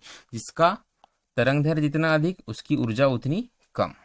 लाल प्रकाश का तरंग दैर्घ्य हरे प्रकाश के तरंग दैर्घ्य से अधिक होता है। लाल प्रकाश का तरंग दैर्घ्य हरे प्रकाश के तरंग दैर्घ्य से अधिक होता है। आर सही है, तो ऑप्शन नंबर डी जो है इसका सही जवाब हो जाएगा। ठीक है दोस्तों, देखते हैं नेक्स्ट क्वेश्चन। हमें क्या कहना चाह रहा है कि हमें जो है वास्तविक सूर्योदय से कुछ मिनट पहले ही सूर्य दिखाई देने लगता है। मतलब कि सूर्य जब उदित होता है ना, तो जब सूर्य वास्तविक वाला होने वाला रहता है उसके पहले ही हमें दिखाई दे जाता है। कारण क्या है ये पूछ रहा है। तो दोस्तों इसका कारण है प्रकाश का अपवर्तन। सूर्य का उगना हो या सूर्य का डूबना हो, सूर्य डूबने के बाद भी कुछ समय तक हमें दिखाई देते रहता है ना। तो प्रकाश के अपवर्तन के कारण क्या होता है कि सूर्य जो है सूर्योदय के समय, समय से पहले तथा सूर्यास्त के समय, समय के बाद तक क्षितिज के नीचे चले जाने के कारण भी हमें दिखाई देता रहता है। क्या कहना चाह रहा है, ध्यान से फिर से सुनिए। सूर्य सूर्योदय के पहले दिखाई देना, वास्तविक सूर्योदय होने के पहले दिखाई देने लग जाता है, तथा सूर्यास्त होने के बाद तक, है ना, वास्तविक रूप से जब सूर्य डूब जाता है फिर भी हमें दिखाई देते रहता है क्षितिज पे। ये कहना चाह रहे हैं, यह घटना होती है प्रकाश के अपवर्तन के कारण। ठीक है दोस्तों, देखते हैं नेक्स्ट क्वेश्चन। क्षितिज के समीप सूर्य एवं चंद्रमा के दीर्घवृत्ताकार दिखाई देने का क्या कारण है। कि जब सूर्य या चंद्रमा जब क्षितिज पर हो, यानी कि जहां पर उगता है सूर्य वहां पर हो या जहां डूबता है पूरब या पश्चिम दिशा में हो, जहां पर उगने या डूबने वाली बात है लास्ट में, तो वहां पर दीर्घवृत्ताकार, वहां पर हमें जो है ये गोल नहीं दिखाई देगा, ये हमें कुछ इस तरीके से दिखाई देता है। ये कहना चाह रहा है। आपने देखा होगा सूर्यास्त के समय सूर्य जो है हमें कुछ बहुत बड़ा सा कुछ इस तरीके से, इतना इतना तो दीर्घवृत्ताकार नहीं पर कुछ इस तरीके से हमें जो दिखाई देता है, पूर्णतः गोल हमें दिखाई नहीं देता है। पूछ रहा है कि इसका कारण क्या है। तो इसका कारण दोस्तों अभी मैंने आपको बताया था प्रकाश का अपवर्तन। ठीक है, सूर्य के उगने से या डूबने से रिलेटेड कोई भी क्वेश्चन आ जाए उसमें कारण प्रकाश का अपवर्तन ही होगा। आप इस बात को गांठ बांध लीजिए। ठीक है, सूर्य के प्रकाश के अदृश्य भाग से प्रकाश संश्लेषण किया जाता है। कि सूर्य के प्रकाश का जो क्या कहना चाह रहे हैं कि जो अदृश्य भाग जो दिखाई नहीं देता है उससे कौन प्रकाश संश्लेषण करता है। ठीक है दोस्तों, तो आप इसमें कंसेप्ट समझिए कि गहरे समुद्र, जैसे हम समुद्र की बात करूं और उसमें गहराई की बात करें तो वहां जो पाए जाने वाले जीवाणु है वह अवरक्त किरण का प्रयोग जो है उसका प्रयोग करके प्रकाश संश्लेषण कर ऊर्जा उत्पन्न कर लेते हैं, अवरक्त किरणों का प्रयोग करके। तो ऐसा काम कौन करता है उनकी तली में, यह काम करते हैं दोस्तों बैक्टीरिया। ठीक है, देखते हैं नेक्स्ट क्वेश्चन। ट्रैफिक सिग्नल में लाल प्रकाश, बहुत ही अल्टीमेट क्वेश्चन, बहुत ही ग्रीन क्वेश्चन है, लेकिन कलर क्या है इसमें, लाल है। लाल प्रकाश की बात हो रही है, इनको ट्रैफिक सिग्नल्स में प्रयोग क्यों करते हैं यह कहना चाह रहा है, समझिएगा। तो लाल रंग का मैंने आपको बताया था कि तरंग दैर्घ्य सबसे अधिक होता है और जिन प्रकाश का तरंग दैर्घ्य अधिक होता है उनका प्रकीर्णन सबसे कम होता है। ठीक है दोस्तों, यानी कि मैं मोटे मोटे तौर पर कह सकता हूं कि प्रकीर्णन जो है यह व्युत्क्रमानुपाती होता है वेव लेंथ के, यानी कि तरंग दैर्घ्य के। तरंग दैर्घ्य अधिक होगा तो प्रकीर्णन कम होगा। प्रकीर्णन का मतलब क्या है कि प्रकाश के फैलने से, है ना, जो चीजें सॉरी, जैसे कि यहाँ पर मैं मान लेता हूँ कि एक सिग्नल यहाँ पर लगा हुआ है। ठीक है दोस्तों, यहाँ से क्या निकल रही है, रेड लाइट निकल रही है, ये माध्यम है। जिनका प्रकीर्णन अधिक होगा वह जो किरणें जो है वह प्रकाश किरणें कुछ अधिक ऐसी फैल जाएगी, है ना, ज्यादा डायरेक्शन में स्कैटर्ड हो जाएगी, ये फैल जाएगी। इसका मतलब है कि यह अधिक दूरी तक नहीं जा पाएगी, अधिक दूरी तक नहीं जा पाएगी। लेकिन यदि किरणें जो है वह फैलती नहीं है, वह कुछ इस तरह से चलती है, कम फैलते हुए चलती है, तो इसकी क्या करेगी, यह अधिक दूरी तय कर लेगी, या कम दूरी या अधिक दूरी तय कर लेगी।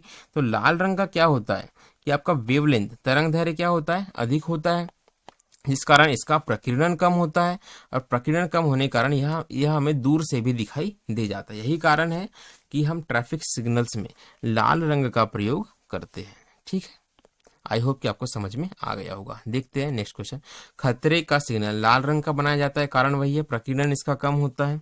ठीक है, ए भी सही है, आर भी सही है, दोनों ही सही हो जाएंगे। ठीक है, देखते हैं नेक्स्ट क्वेश्चन। आकाश नीला दिखाई देता है, इसका कारण क्या है? ठीक है दोस्तों, इसका कारण है प्रकाश के प्रकीर्णन से। इस प्रकीर्णन के कारण जो है आकाश का रंग नीला दिखाई देता है। Next question. आकाश नीला दिखाई देता है फिर से, कारण वही है, मैंने आपको बताया था, प्रकाश के प्रकीर्णन के कारण। तो ऑप्शन नंबर जो है बी इसका सही जवाब हो जाएगा, प्रकाश के प्रकीर्णन के कारण। खतरे के संकेतों के लिए लाल प्रकाश का प्रयोग किया जाता है। क्यों किया जाता है? क्योंकि प्रकाश का प्रकीर्णन जो है वह सबसे कम होता है। तो ऑप्शन नंबर ए जो है दोस्तों, ये इसका सही जवाब हो जाएगा, इसका प्रकीर्णन सबसे कम होता है। आकाश का रंग नीला प्रकीर्णन के कारण, है ना। नेक्स्ट क्वेश्चन देखते हैं। आकाश का रंग नीला प्रकीर्णन के कारण। नेक्स्ट क्वेश्चन देखते हैं। निम्नलिखित कथनों पर विचार कीजिए। ठीक है, कथनों को हमें ध्यान से पढ़ना है। यहाँ पर मैं आपको थोड़ा डिटेल में समझा भी दूंगा, है ना। अभी तो मैंने आपको सीधा सीधा बता दिया है कि आकाश का नीला दिखने के कारण प्रकाश का प्रकीर्णन है, बिल्कुल सही है दोस्तों, एक सही है। इंद्रधनुष के 7 रंगों का कारण प्रकाश का प्रकीर्णन है, कहता है।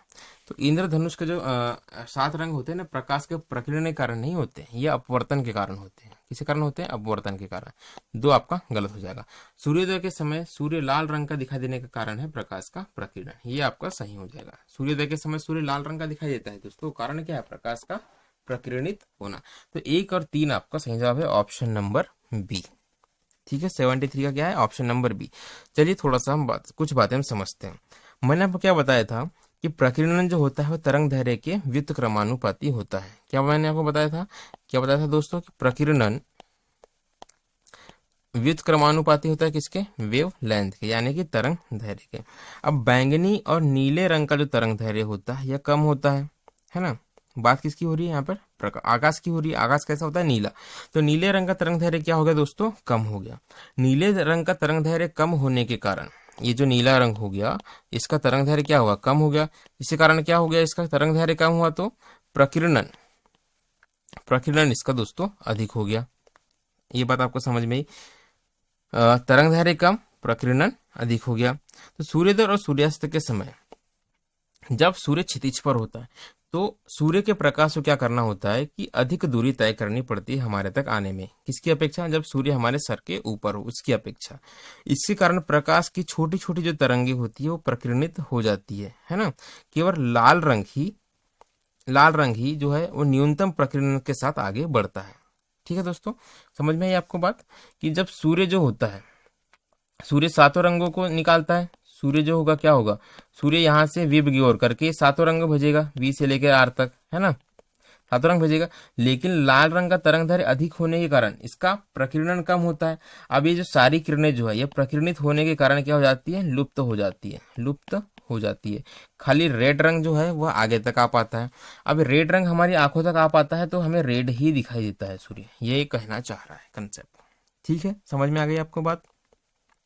तो इस कारण से सूर्योदय के समय की बात कर लो या सूर्यास्त के समय की बात कर लो, जब सूर्य क्षितिज पर होगा तो वह लाल रंग का दिखाई देगा। ठीक है दोस्तों, अब क्या होता है कि वर्षा के बाद बादलों में पानी की छोटी छोटी बूंदें रह जाती है ना। जब वर्षा हो जाती है, आसमान में होते हैं बादल, वहां क्या होती है? छोटी छोटी बूंदें रह जाती है। अब ये छोटी छोटी बूंदें जो है ये प्रिज्म की तरह कार्य करती है, ऊपर प्रिज्म की तरह, है ना, जिनसे प्रिज्म की तरह कार्य करती है। अब जिनसे क्या होता है, अच्छा ये मैं कॉन्सेप्ट आपको क्यों बता रहा हूँ? ये बता रहा हूँ आपको इंद्रधनुष का कॉन्सेप्ट, कि आपको इंद्रधनुष जो है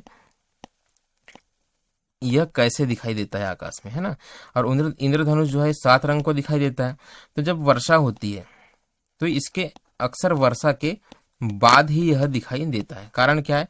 वर्षा होने के बाद बादलों से पानी तो पूरा नीचे गिर जाता है, लेकिन अभी भी वाष्प की जो छोटी छोटी बूंदें जो है ये आसमान में रह जाती है। और इस ड्यूरेशन में यदि सन निकलता है, सूर्य निकलता है, सूर्य का प्रकाश क्या होता है? इन बूंदों पर पड़ता है। ये बूंदें व्यवहार करती है प्रिज्म की भांति। किसकी भांति? है प्रिज्म की भांति व्यवहार करती है। और प्रिज्म क्या करता है? प्रिज्म व्हाइट प्रकाश को, सनलाइट को 7 रंगों में तोड़ देता है ना, 7 रंगों में विभक्त कर देता है। तो वही 7 रंग हमें इंद्रधनुष के रूप में हमें दिखाई देते हैं। तो यह कंसेप्ट है दोस्तों इंद्रधनुष का। चलिए देखते हैं नेक्स्ट क्वेश्चन। सूर्यास्त तथा सूर्योदय के समय सूर्य के लाल रंग के प्रतीत होने का कारण क्या है, यह पूछ रहा है ना। तो इसका कारण है दोस्तों प्रकाश का प्रकीर्णन। यह मैंने आपको अभी बताया था। देखते हैं नेक्स्ट क्वेश्चन। अस्त होते समय सूर्य लाल दिखाई देता है प्रकीर्णन के कारण, है ना। Next question. अंतरिक्ष यात्री को आकाश का रंग किस प्रकार से दिखाई देता है। क्वेश्चन नंबर 76 क्या कहता है, यह कहता है कि अंतरिक्ष यात्री जो कि अंतरिक्ष में यात्रा कर रहा है उसे आकाश का रंग किस प्रकार से दिखाई देगा। जैसा कि हमको पता है कि सूर्य का जो प्रकाश है 7 रंगों का मिश्रण है, जो क्या है विबग्योर, VIBGYOR, ठीक है, जिसमें कि बैंगनी रंग का, मैंने आपको क्या बताया था कि सूर्य का प्रकाश सनलाइट, सूर्य, चलिए मैं आपको लिख भी देता हूँ सूर्य प्रकाश, आपको समझने के लिए थोड़ा समय मिल जाएगा। सूर्य प्रकाश क्या मिलता है 7 कलर, क्या क्या कलर होते हैं, विब ग्योर, जिसमें बैंगनी रंग का जो है तरंग दैर्घ्य क्या होता है दोस्तों कम, लाल रंग का तरंग दैर्घ्य क्या होता है अधिक। ये बात आपको समझ में आ गई, इतनी बात ठीक है। अब जब सूर्य का प्रकाश पृथ्वी के वायुमंडल में प्रवेश करता है तो वायुमंडल में स्थित गैस के कण, अणुओं के कण, पराग कण आदि से टकराता है, ठीक है। अब जब इन कणों से ये आपस में टकराता है और कणों के पार निकलता है तो सूर्य की किरणें क्या होती है, कहीं पर सूर्य की किरणें परावर्तित होती है, धूल की कण रहते हैं तो ये आर पार जाने नहीं देते, तो यहाँ पर सूर्य की किरणें क्या हो जाएगी, परावर्तित हो जाएगी, है ना। कुछ कंडीशन में यह अपवर्तित होती है, कुछ कंडीशन में यह बिना प्रकीर्णित हुए पृथ्वी पर पहुंच जाती है, ठीक है दोस्तों। जिसके परिणाम स्वरूप हमें क्या होता है, वस्तुएं हमें दिखाई पड़ती है ना। और एक कलर जो है हमें इसका दिखाई पड़ता है, यानी कि ये प्रिज्म से होने वाली जो घटना के जस्ट अपोजिट घटना जो होती है, यदि प्रिज्म यदि सूर्य के प्रकाश को 7 रंगों में विभक्त कर देता है तो 7 रंग के प्रकाश जो है इन सारी घटनाओं के बाद हमें जो है व्हाइट कलर से कुछ दिखाई हमें देते हैं। और यही कारण है कि आसमान जो है हमें नीला भी दिखाई देता है, ठीक है। कहाँ से, पृथ्वी से। लेकिन जब हम आसमान में होते हैं, कहाँ पर, अंतरिक्ष में, तो अंतरिक्ष में कोई वायुमंडल नहीं होता है ना, और अंतरिक्ष में धूल के कण, वाष्प के कण कुछ भी नहीं होते, तो प्रकाश की किरणें क्या होती है सीधे पृथ्वी पर आ जाती है, अंतरिक्ष में रुकती नहीं। इस कारण से हमें क्या होता है, आकाश अंतरिक्ष से हमें काला दिखाई देता है ऊपर की तरफ से। वायुमंडल के नीचे से हमें आकाश कैसा दिखाई देगा, नीला दिखाई देगा, सॉरी नाली लिख दिया मैंने, यह हमें नीला दिखाई देगा। तो ऊपर से यदि हम देखें तो यह हमें कैसे दिखाई देगा, काला दिखाई देगा। यहाँ पर क्या है, नीचे में हमारा वायुमंडल है, ये वायुमंडल की बाउंड्री है, ठीक है दोस्तों। कहानी आपको समझ में आ गई, क्या समझ में आया कि ये वायुमंडल का लेयर है, यहाँ पे वायुमंडल खत्म हो गया, यहाँ नीचे में अर्थ है, ठीक है। यदि हम इस अर्थ से देखें तो यहाँ पर हमें दिखाई देगा नीला, और यदि हम ऊपर से देखें तो ये हमें दिखाई देगा काला आकाश, ठीक है दोस्तों। आपको बात समझ में आ गई होगी। ऑप्शन नंबर सी जो है इसका सही जवाब है। जब अधिक ऊंचाई पर वायुयान से आकाश को देखा जाता है तो वह कैसा दिखता है, मतलब कि ऊंचाई जब अधिक हो गई है ना, तो हम क्या हुआ, हम वायुमंडल के ऊपर विरल परत में पहुंचे, तो वहां से भी हमें वायुमंडल कैसा दिखाई देगा, आकाश हमें काला ही दिखाई देगा, ठीक है दोस्तों। नेक्स्ट क्वेश्चन देखते हैं। समुद्र नीला प्रतीत होता है, कारण क्या है, ठीक है। तो सीधा सीधा इसका जवाब है प्रकाश के आकाश के परावर्तन के कारण, जिस कारण से हमें आकाश नीला दिखाई देता है उसी कारण से हमें जो है समुद्र भी नीले कलर का हमें दिखाई देने लगता है। कारण क्या है, आकाश के परावर्तन तथा जल के कणों के द्वारा प्रकाश के प्रकीर्णन के कारण। तो परावर्तन और प्रकीर्णन ये 2 घटनाएं साथ में होती है, जिसके कारण हमें समुद्र का जो रंग है नीला दिखाई देता है। देखते हैं नेक्स्ट क्वेश्चन, ठीक है दोस्तों।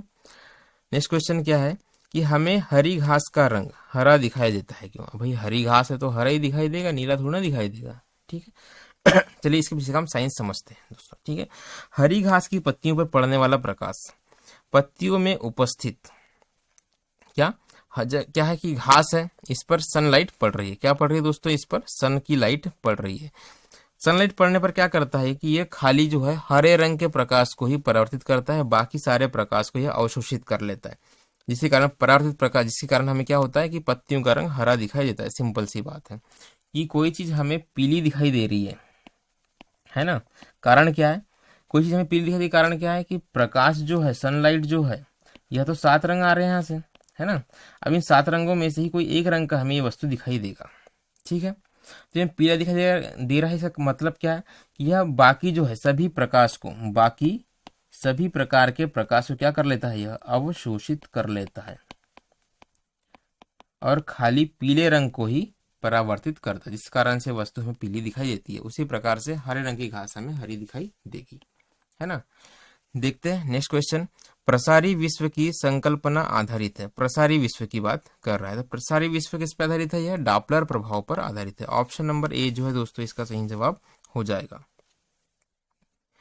देखते हैं नेक्स्ट क्वेश्चन। मान लीजिए पृथ्वी से पश्चिमगामी हो रहे एक रॉकेट यान, मतलब ये कोई रॉकेट है जो पृथ्वी से जा रहा है, कि चाल जो है प्रकाश के वेग की 2/10 गुना है। ठीक है, समझ रहे हो क्वेश्चन को, कि एक रॉकेट यान की चाल प्रकाश के वेग की 2/10 गुना है। यदि, मतलब कहने का मतलब क्या, यदि प्रकाश का वेग 10 किलोमीटर पर आवर है तो हमारे रॉकेट यान की चाल क्या है, 2 किलोमीटर पर आवर की है। अब रॉकेट यान में स्थित यात्रियों को जो प्रकाश नीला दिखाई दे रहा है वह पृथ्वी पर स्थित प्रेक्षक को किस रंग का दिखाई देगा। ठीक है, क्या पूछना चाह रहा है ये, कि वायुयान से जो प्रकाश नीला दिखाई दे रहा है वह पृथ्वी से कैसा दिखाई देगा, ये पूछ रहा है दोस्तों। तो वो पृथ्वी से दिखाई देगा पीला। इसमें ज्यादा कुछ समझने लायक है नहीं है, बहुत ही डीप कंसेप्ट है इसमें, है ना। अगर जिसे समझना हो तो मैं उनके लिए बता देता हूँ, आप डायरेक्टली रूप से इसे याद करें तो आपका समय बचेगा। जो उसे नीली दिखाई दे रही है वेग कम होने के कारण, वहीं अगर वेग उसका अधिक हो जाएगा तो वह क्या होगी, पीली दिखाई देगी। ठीक है दोस्तों, मतलब वेग अगर यदि नगण्य हो जाए तो हमें पीली दिखाई देगी। क्या कहना चाह रहा है कि पृथ्वी पर स्थित प्रेक्षक को, पृथ्वी पर स्थित व्यक्ति को प्रकाश के रंग को ज्ञात करने हेतु कुछ एक सूत्र है। इसे हम क्या लिखते हैं, इसे हम लिखते हैं V बराबर I, है ना दोस्तों, lambda minus lambda 0 upon lambda C, जहां पर क्या है, लैम्डा जो है यह है मूल तरंग दैर्घ्य, यानी वास्तविक तरंग दैर्घ्य। ठीक है दोस्तों, लैम्डा 0 क्या है, यह है आभासी, है ना। आकाश का रंग जो है वो एक्चुअल में काला ही होता है, आकाश जो है वो एक्चुअल में काला ही है, लेकिन हमें नीला किस कारण से दिखाई देता है, यही प्रकाश के अपवर्तन, प्रकीर्णन, इन सभी घटनाओं के कारण, है ना, हमें आकाश नहीं दिखाता। लेकिन मूल रूप से आकाश कैसा है, काला ही है। तो आभासी रूप से हमें नीला दिखाई देता है, लेकिन वास्तविक रूप से क्या है, वह काला ही है। तो यहाँ लैम्डा 0 क्या है, आपका आभासी वेव लेंथ है। ठीक है दोस्तों, और V जो है यहाँ, ये V, ये आपके रॉकेट का वेग है, रॉकेट का वेग है। और यहाँ पे जो C है यह आपके लाइट प्रकाश का वेग है, यह आपके प्रकाश का वेग है। तो क्वेश्चन में क्या पूछा है, क्वेश्चन में क्या पूछा है कि वेग जो है 2/10 गुना है। तो मैं इसे लिख सकता हूँ 2/10 C बराबर lambda minus lambda 0 upon lambda और इधर पे C। तो C से C क्या हो जाएगा दोस्तों, ये कट जाएगा। आखिरी में क्या मिलेगा, आखिरी में मिलेगा हमें 2/10 बराबर लैम्डा माइनस लैम्डा 0 अपॉन में लैम्डा। ठीक है, यही मिलेगा। क्लियर है।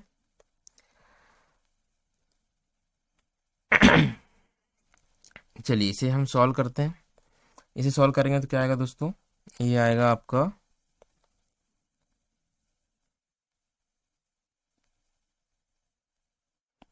2/10, यदि मैं नीचे लैम्डा को ले लूँ तो ये हो जाएगा आपका लैम्डा स्क्वायर माइनस लैम्डा 0। ठीक है दोस्तों, इसे मैं लिख सकता हूँ 2 लैम्डा बराबर 10 लैम्डा स्क्वायर माइनस 10 लैम्डा 0। जब अंततः हम इसको सॉल्व करेंगे, यदि मैं यहाँ पर लैम्डा की वैल्यू जो है यह 1 ले लूँ, लैम्डा की वैल्यू क्या ले लेता हूँ, मैं यहाँ पर 1 ले लेता हूँ, तो मुझे अंततः क्या प्राप्त होगा, अंततः मुझे लैम्डा इक्वल टू 1.25 लैम्डा 0 मुझे इसमें प्राप्त होता है। क्योंकि अब इस इक्वेशन से मैं क्या निकालता हूँ, क्योंकि नीले रंग का जो तरंग दैर्घ्य का मान है, नीले रंग का, वह 450 नैनोमीटर से, जो ब्लू कलर है इसका जो तरंग दैर्घ्य होता है वह 450 नैनोमीटर से 475 नैनोमीटर तक होता है। ठीक है, लेकिन पृथ्वी पर जो प्रकाश हमें सुग्राही होता है आंखों के लिए, वह क्या होता है 555 नैनोमीटर के आसपास होता है। ठीक है, तो ये क्या होगा, इस जो रेंज से जो है इस समीकरण में जब हम इन वैल्यू को पुट करेंगे तो ये रेंज क्या चले जाएगी, रेंज आपके येलो प्रकाश की रेंजेस में चले जाएगी। ठीक है, अगर आपको कुछ समझना हो तो मुझे कमेंट बॉक्स में मुझे कमेंट कीजिएगा, मैं आपको डिटेल में यह समझा दूंगा, है ना। अभी वीडियो थोड़ी लंबी हो जाएगी यदि मैं इसके पीछे पड़ा रहा तो। ठीक है दोस्तों, कार में पीछे के यातायात के दृश्यावलोकन के लिए किस प्रकार के शीशे का प्रयोग होता है। ठीक है, कि मतलब कांच, जब आप कार अगर ड्राइव करते हैं तो जो आपका रियर व्यू मिरर होता है वह किस प्रकार का दर्पण होता है, यह पूछा गया है। दोस्तों ये होता है क्या, उत्तल दर्पण। अच्छा, इसके बारे में आपको एक बात आपको बताता हूँ कि जो रियर व्यू मिरर है, rear VIEW, rear view mirror, है ना, आपको नोट में ये बात लिखनी है, इसमें नोट में यह बात लिखनी है कि खाली रियर व्यू मिरर में ही उत्तल दर्पण का उपयोग होता है। खाली रियर व्यू मिरर में ही, पीछे की वस्तुओं को देखने में ही उत्तल दर्पण का उपयोग होता है। बाकी कुछ भी पूछा जाए, है ना, रियर व्यू मिरर को छोड़कर, पीछे की वस्तु देखने को छोड़कर, हर प्रकार में आपका अवतल दर्पण ही सही जवाब होगा, हर प्रकार के दर्पण में। ठीक है, इस बात को आप याद रखिएगा। बस आपके सारे क्वेश्चन जो है वो सही एक के बाद एक होते चलेंगे। ठीक है दोस्तों, कुछ कंसेप्ट हम यहाँ पर समझ लेते हैं। उत्तल दर्पण के द्वारा जो बनने वाला प्रतिबिंब है यह कैसा होता है दोस्तों, यह होता है पहली बात तो आभासी प्रतिबिंब, है ना। आभासी प्रतिबिंब है तो कैसा हो जाएगा, ये सीधा हो जाएगा। जो वास्तविक प्रतिबिंब होता है वह होता है उल्टा, और आभासी प्रतिबिंब क्या होता है, यह होता है सीधा। ठीक है, तो ये बनने वाला प्रतिबिंब क्या होता है, ऐसा होता है और छोटा भी होता है, और छोटा भी होता है। ठीक है, तो उत्तल दर्पण का उपयोग किया जाता है ताकि बड़े से बड़े ट्रक की जो साइज है वो हमको इस दर्पण में दिखाई दे जाए। यही कारण है कि रियर व्यू मिरर में जो है उत्तल दर्पण का उपयोग किया जाता है। कार के पीछे आने वाले यातायात को देखने के लिए किस प्रकार के दर्पण का उपयोग किया जाता है, तो ऑप्शन नंबर ए जो है इसका, इस प्रकार के दर्पण का उपयोग किया जाएगा। देखते हैं नेक्स्ट क्वेश्चन, वाहनों में पृष्ठदर्शी दर्पण के रूप में किस दर्पण का प्रयोग किया जाता है। तभी मैंने आपको बताया था उत्तल दर्पण का उपयोग किया जाता है। ठीक है दोस्तों, क्या करने के लिए, पीछे की वस्तुओं को देखने के लिए। इसके अलावा जो भी है आपको अवतल नहीं लगाने, जैसे दाढ़ी बनाने के लिए आ गया, आंख मूंद करके आप अवतल दर्पण लगा सकते हैं। ठीक है, समतल दर्पण का उपयोग भी किया जाता है, लेकिन दाढ़ी बनाने के लिए अवतल दर्पण का उपयोग यहाँ इसका सही जवाब हो जाएगा। धूप से बचने के लिए छाते में रंग संयोजन निम्न में से कौन सा सबसे उचित है। मतलब कि यदि धूप से बचना हो तो छाते का जो कलर है वह क्या होना चाहिए, ये पूछ रहा है क्वेश्चन में, है ना दोस्तों। तो छाता क्या होना चाहिए, छाता ऊपर से तो व्हाइट होना चाहिए। जैसे छाता है आपका, ये छाता मैं आपके लिए बना देता हूँ। ठीक है दोस्तों, ये छाता मैंने बता दिया, ये डंडी इसमें लगा दी, है ना, ये बना दिया मैंने आपके लिए छाता। ठीक है दोस्तों, तो छाता जो है ऊपर से तो व्हाइट होना चाहिए धूप के टाइम में, ताकि यह व्हाइट कलर क्या करता है कि ताकि यह सूर्य से आने वाले प्रकाश को ऊपर ही परावर्तित कर दे। ठीक है दोस्तों, तथा नीचे की तरफ से यह क्या होना चाहिए, ब्लैक होना चाहिए। यह एक स्टैंडर्ड छाता है। अगर आप कभी मार्केट में छाता लेने जाए तो ऐसा छाता लें जो ऊपर से लाइट कलर का हो और नीचे से डार्क कलर का हो, तो ये सही कॉम्बिनेशन होगा आपके छाते के लिए। ऑप्शन नंबर बी इसका सही जवाब है। खगोलीय दूरदर्शी से बना प्रतिबिंब किस प्रकार का होता है। तो जो खगोलीय दूरदर्शी होता है यह वस्तु का काल्पनिक और बड़ा प्रतिबिंब आपको बना करके देता है, क्योंकि वास्तविक आंखों से तो हमें वस्तु दिखाई नहीं देती, है ना। तो जो दूरदर्शी से दिखाई देने वाला प्रतिबिंब होगा यह ऑब्वियसली क्या होगा, बड़ा होगा, और बड़ा होगा तो कैसा होगा, काल्पनिक होगा, छोटा होगा तो कैसा होगा, वास्तविक होगा। ठीक है, नेक्स्ट क्वेश्चन है, जब दो समांतर समतल दर्पणों के बीच कोई वस्तु रख दी जाती है। समांतर समतल दर्पण, एक समतल दर्पण दोस्तों ये है, एक समतल दर्पण ये है। ठीक है, इनके बीचों बीच में कोई वस्तु रख दी जाती है, तो बनने वाले प्रतिबिंबों की संख्या कितनी होगी, यह पूछ रहा है। ठीक है दोस्तों, क्या पूछ रहा है कि बनने वाले प्रतिबिंबों की संख्या कितनी होगी। तो मैं यहाँ क्या लिख दूं, यहाँ इसका एक फॉर्मूला होता है। ठीक है, जब दो समांतर समतल दर्पणों के बीच कोई वस्तु रख दी जाती है तो बनने वाले प्रतिबिंब की संख्या क्या हो जाएगी, इसमें तो अनंत हो जाएगी। ठीक है, इसमें क्या हो जाएगी, अनंत हो जाएगी, क्योंकि प्रतिबिंब जो है यह परावर्तित ना होकर एक दूसरे पर ये बनते चले जाएंगे, बनते चले जाएंगे, बनते ही चले जाएंगे, क्योंकि क्या है कि दोनों के दोनों ही क्या है दोस्तों, समांतर रखे हुए हैं। ठीक है। पर यदि समतल दर्पण हो, ये किसी कोण पर रखे हुए हो, जैसे मान लो कि एक समतल दर्पण ऐसा रखा हुआ है, एक समतल दर्पण यहाँ पर ऐसा रखा हुआ है, इनके बीच बनने वाला कोण क्या है, थीटा है।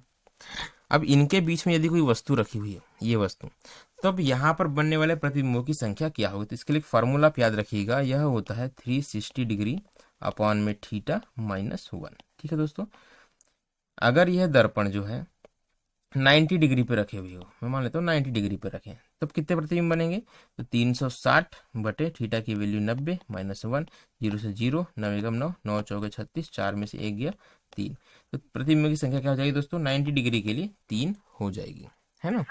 इसी प्रकार थीटा चेंज होते जाएंगे, प्रतिबिंब की संख्या जो है चेंज होती चली जाएगी। देखते हैं नेक्स्ट क्वेश्चन। प्रकाश के एक बिंदु स्रोत को, प्रकाश का क्या है, एक बिंदु स्रोत है, दो समांतर समतल दर्पणों के मध्य रखने पर कितने प्रतिबिंब बनेंगे। जैसे कि मैंने अभी आपको बताया था, समांतर समतल दर्पण और समांतर है, तो अगर बीच में रखी वस्तु तो बनेंगे अनंत। जब किसी दर्पण को थीटा कोण से घुमाया जाता है, एक दर्पण है, ये एक दर्पण है, ठीक है दोस्तों, ये दर्पण है, इसे मैं क्या कर रहा हूँ कि थीटा कोण से घुमा दे रहा हूँ, इसको मैंने यहाँ से यहाँ तक घुमा दिया, बनने वाला कोण क्या है आपका, थीटा कोण है। एक दर्पण है, इसे मैंने थीटा कोण से घुमा दिया। अब यहाँ पर कोई वस्तु रखी हुई है, ठीक है, जिसका प्रतिबिंब क्या हो रहा है, यहाँ पर बन रहा है, ठीक है। तो परावर्तित किरणन, मतलब कि ये जो प्रतिबिंब है, इसका जो ये कितने कोण से घूम जाएगी, ये कहना चाह रहा है। तो जब भी ऐसा हो कि किसी दर्पण को थीटा कोण से घुमाया जाए, तो हमेशा जो प्रतिबिंब हो या परावर्तित किरण हो, यह हमेशा क्या होगी, उसके दुगुने से घूम जाएगी, अर्थात कि 2 थीटा कोण से घूम जाएगी। देखते नेक्स्ट क्वेश्चन। यातायात संकेतों पर जड़ी हुई कांच की छोटी छोटी मणिकाएं उन पर प्रकाश पड़ने से तेजी से चमकने लगती है।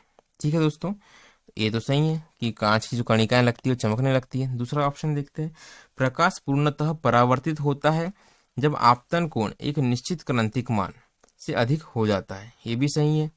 एवं अपेक्षाकृत सघन माध्यम से गुजरता हुआ प्रकाश एक अपेक्षाकृत विरल माध्यम से परावर्तित होता है। ठीक है, यह दोनों ही क्या है दोस्तों, सही है। और आर जो है वो ए का जो है सही क्या है, स्पष्टीकरण है।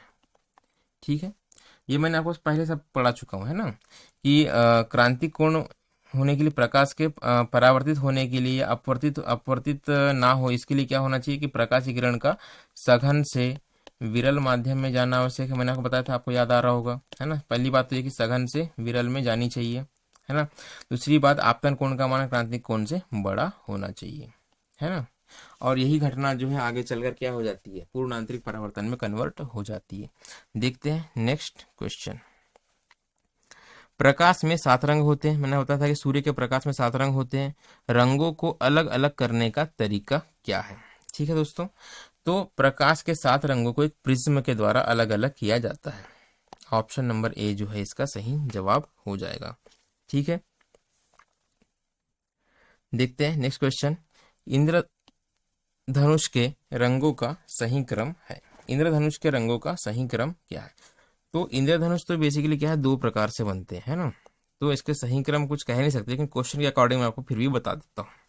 ठीक है दोस्तों, परावर्तन और पूर्ण आंतरिक परावर्तन या अपवर्तन या वर्ण विक्षेपण, इन सभी घटनाओं का सबसे अच्छा उदाहरण है आकाश में बनने वाला इंद्रधनुष। इंद्रधनुष में बनने वाले जो कलर है, इनमें रंगों का क्रम कुछ इस प्रकार से रहता है, जो कि मैंने प्रारंभ में बताया था, विबग्योर।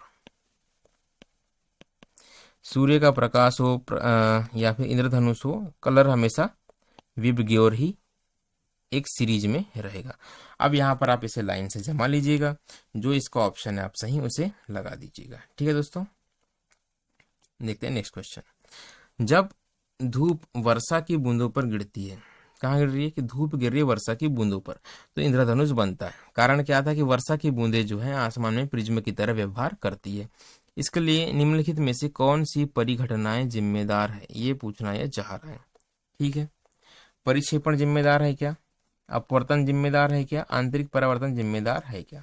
एक प्रिज्म है दोस्तों, है ना, तो अपवर्तन तो हो रहा है, तो ऑप्शन नंबर 2 आपका आंख मूंद कर सही हो गया। ठीक है, अपवर्तन होगा तो ये घटना आगे जाकर पूर्ण आंतरिक परावर्तन में भी कन्वर्ट होगी, तो ऑप्शन नंबर 3 भी आपका सही हो जाता है। और परिक्षेपण की घटना जो है इसमें होती है, तो ऑप्शन नंबर 1, 2 और 3 यानी कि 3 के 3 ही सही है। अधोलिखित में से कौन सा रंग इंद्रधनुष के मध्य में दिखाई देता है? देख लीजिए विबग्योर के बीच में कौन सा रंग है, ठीक है क्या? हरा। VIBGYOR,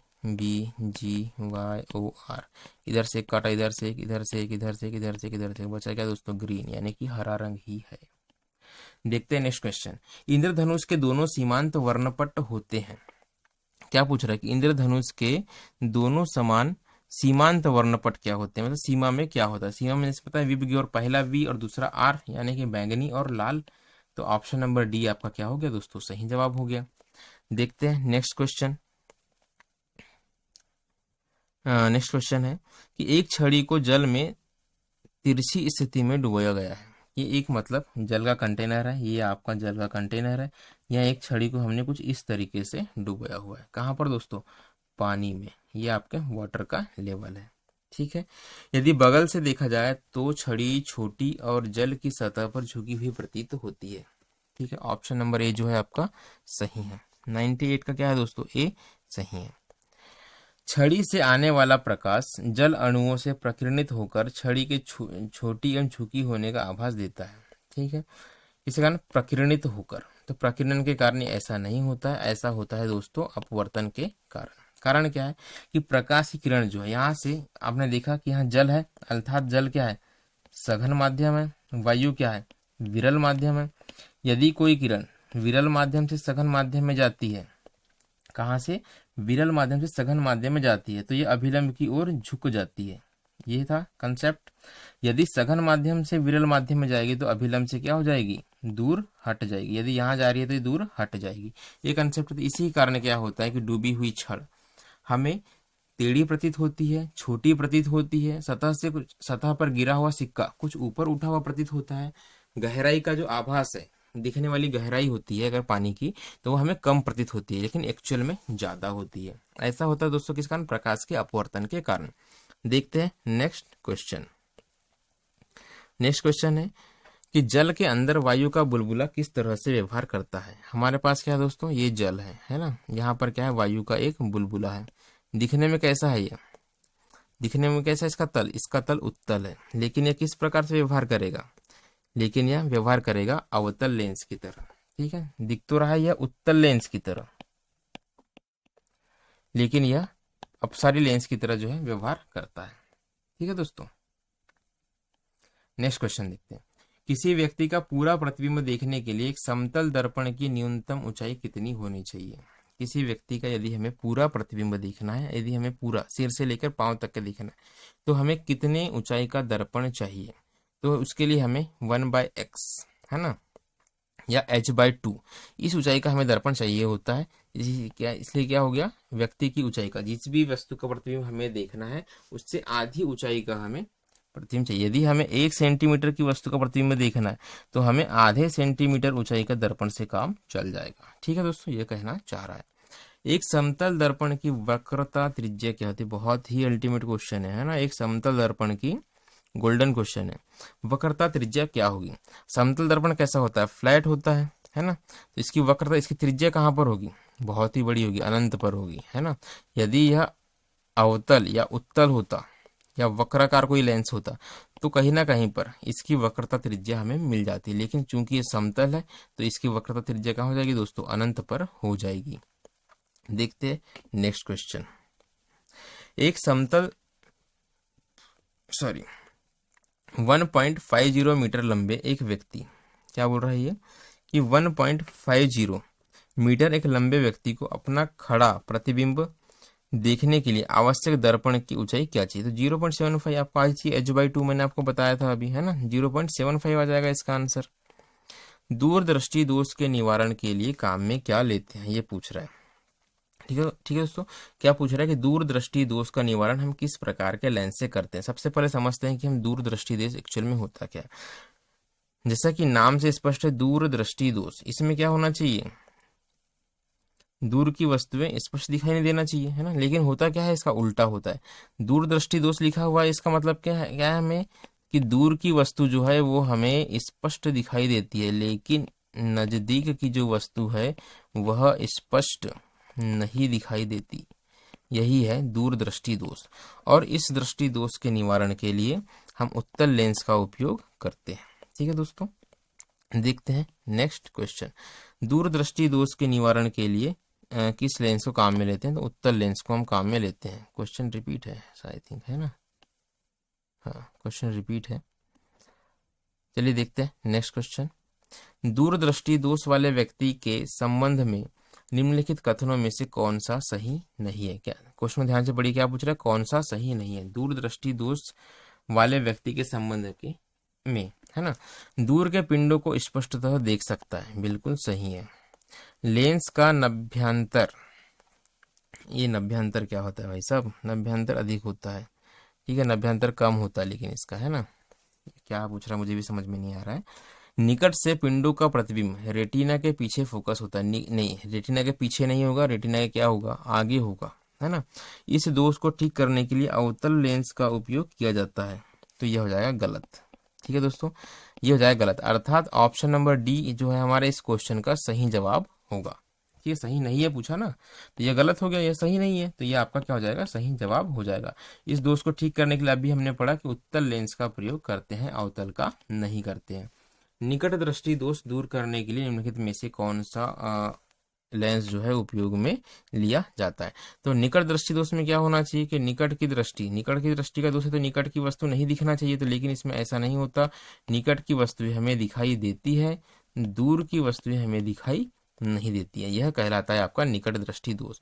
और इसको करने के लिए, मतलब हटाने के लिए हम क्या करते हैं? अवतल लेंस का प्रयोग करते हैं। उत्तल नहीं, अवतल लेंस का प्रयोग करेंगे। इसे हम क्या कहते हैं? Concave lens. कॉनकेव लेंस कहते हैं अवतल लेंस। हिंदी में तो मीनिंग बहुत ही भयानक भयानक दी हुई है ना। निकट दृष्टि दोष को ठीक किया जाता है किससे? अवतल लेंस से, अभी मैंने आपको बताया था। ठीक है दोस्तों, देखते हैं नेक्स्ट क्वेश्चन। मायोपिया, मायोपिया ही किसे हम कहते हैं? मायोपिया इंग्लिश में कहते हैं, इसे ही हम हिंदी में निकट दृष्टि दोष कहते हैं। ऑप्शन नंबर ए इसका सही जवाब हो जाएगा, अवतल लेंस का उपयोग किया जाता है। ठीक है, क्वेश्चन वही रिपीट होते हैं, किन किन प्रकार से बन सकते हैं वो आप इन्हें पॉज करके पढ़ लीजिएगा, मैं इनके सही जवाब इसमें लगा देता हूँ। ठीक है दोस्तों, चलिए देखते हैं नेक्स्ट क्वेश्चन। जब एक व्यक्ति तीव्र प्रकाश क्षेत्र से अंधेरे कमरे में प्रवेश करता है, ठीक है, बाहर से आ रहा है तेज प्रकाश से, अंधेरे कमरे में प्रवेश करता है, तो कुछ समय के लिए स्पष्ट दिखाई नहीं देता, बाद में धीरे धीरे उसे चीजें दिखाई देने लगती है, इसका कारण क्या है? ठीक है, तो आंखों में क्या होता है दोस्तों? एक होता है कोन फोटो रिसेप्टर। आंखों में क्या होता है? आंखों में होता है एक कोन फोटो रिसेप्टर।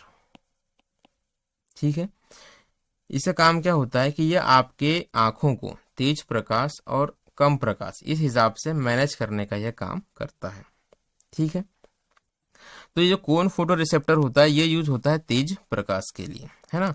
और एक होता है rod, ROD, rod photo receptor, ये होता है आपके कम प्रकाश में एडजस्टमेंट के लिए, है ना।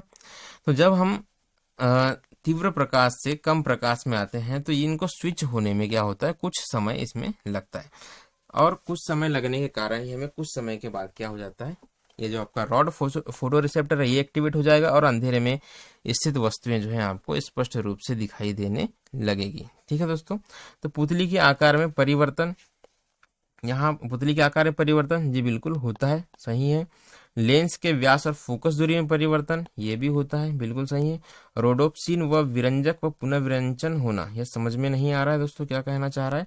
आंखों का अंधेरे के प्रति कुछ समय में अनुकूलित होना, तो ऑप्शन नंबर इसमें कुछ एक से ज्यादा सही है ना, तो इसलिए इसका कोई एक उत्तर नहीं है, 3 ऑप्शन आपके इसके सही लग रहे हैं। पढ़ने में काम आने वाले ग्लासेस किस प्रकार के लेंस से बनते हैं?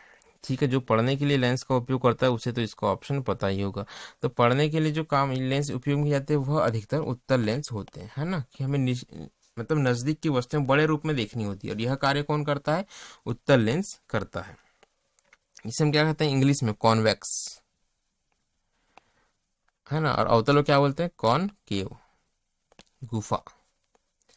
ठीक है दोस्तों, देखते हैं नेक्स्ट क्वेश्चन।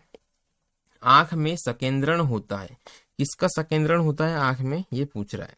ठीक है, तो लेंस की उत्तलता में परिवर्तन के द्वारा, लेंस की आगे पीछे गति के द्वारा, लेंस की आगे पीछे गति, रेटिना के आगे पीछे गति के द्वारा, आंख के तरल के अपवर्तनांक में परिवर्तन के द्वारा। तो तरल के अपवर्तनांक में परिवर्तन तो नहीं होता, तो ये पूर्ण रूप से क्या होगा, गलत हो गया। रेटिना आगे पीछे गति नहीं करती है, अर्थात ये भी आपका गलत हो गया। लेंस, अगर आप चश्मा लगाते हैं तो फिक्स होता है, वो भी आगे पीछे गति नहीं करता। तो ऑप्शन नंबर ए क्या होता है, आपका सही जवाब हो जाएगा। निम्नलिखित कथनों में से कौन सा एक सही नहीं है, ये आपको बताना है। ठीक है, आपके ऑप्शंस हैं। मृग तृष्णा एक प्रकाशिक भ्रम है जो प्रकाश के पूर्ण आंतरिक परावर्तन से उत्पन्न होता है। कौन सा सही नहीं है आपको बताना है ना, तो ये आपका सही है, ये आपका जवाब क्या हो जाएगा, नहीं होगा। सर्च लाइट में अवतल दर्पण प्रयुक्त होता है, ये भी आपको सही है। मैंने आपको बताया था कि पीछे से आने वाली वस्तुओं को देखने में ही सिर्फ उत्तल दर्पण का उपयोग होगा, बाकी जो सारे काम है अवतल दर्पण से होंगे, तो ये भी आपका सही हो गया। गर्मी में सामान्यतः सफेद या हल्के रंग वाले कपड़े गाढ़े रंग के कपड़ों की तुलना में अधिक वरीय माने जाते हैं। कारण क्या है कि हल्के रंग के कपड़े सूर्य के प्रकाश को परावर्तित कर देते हैं, जिससे हमें गर्मी का जो अनुभव होता है कम होता है। ये भी ऑप्शन आपका सही हो गया। तो बिना सोचे समझे इसे मैं गलत कर देता हूँ, बिना पढ़े ही, है ना। तो ये आपका सही जवाब हो जाएगा ऑप्शन नंबर डी। खोज बत्ती में जो दर्पण प्रयोग होता है वह कौन सा दर्पण होता है, तो आप इसे याद रखिए, यह नदोत्तर दर्पण होता है, अर्थात कि अवतल दर्पण यह होता है। ठीक है दोस्तों, कैसा दर्पण होगा, अवतल दर्पण। देखते हैं नेक्स्ट क्वेश्चन। स्पष्ट दृष्टि की न्यूनतम दूरी क्या होती है ना, तो यह 25 सेंटीमीटर में होती है, ये आप इसे ध्यान रखिएगा। नेक्स्ट क्वेश्चन देखते हैं। सामान्य आंखों के लिए स्पष्ट दृष्टि दूरी 25 सेंटीमीटर, ये मैंने आपको भी बताया था, 25 सेंटीमीटर होती है दोस्तों। ठीक है, देखते हैं नेक्स्ट क्वेश्चन। मानव की सामान्य स्वस्थ आंख के लिए स्पष्ट न्यूनतम दूरी 25 सेंटीमीटर।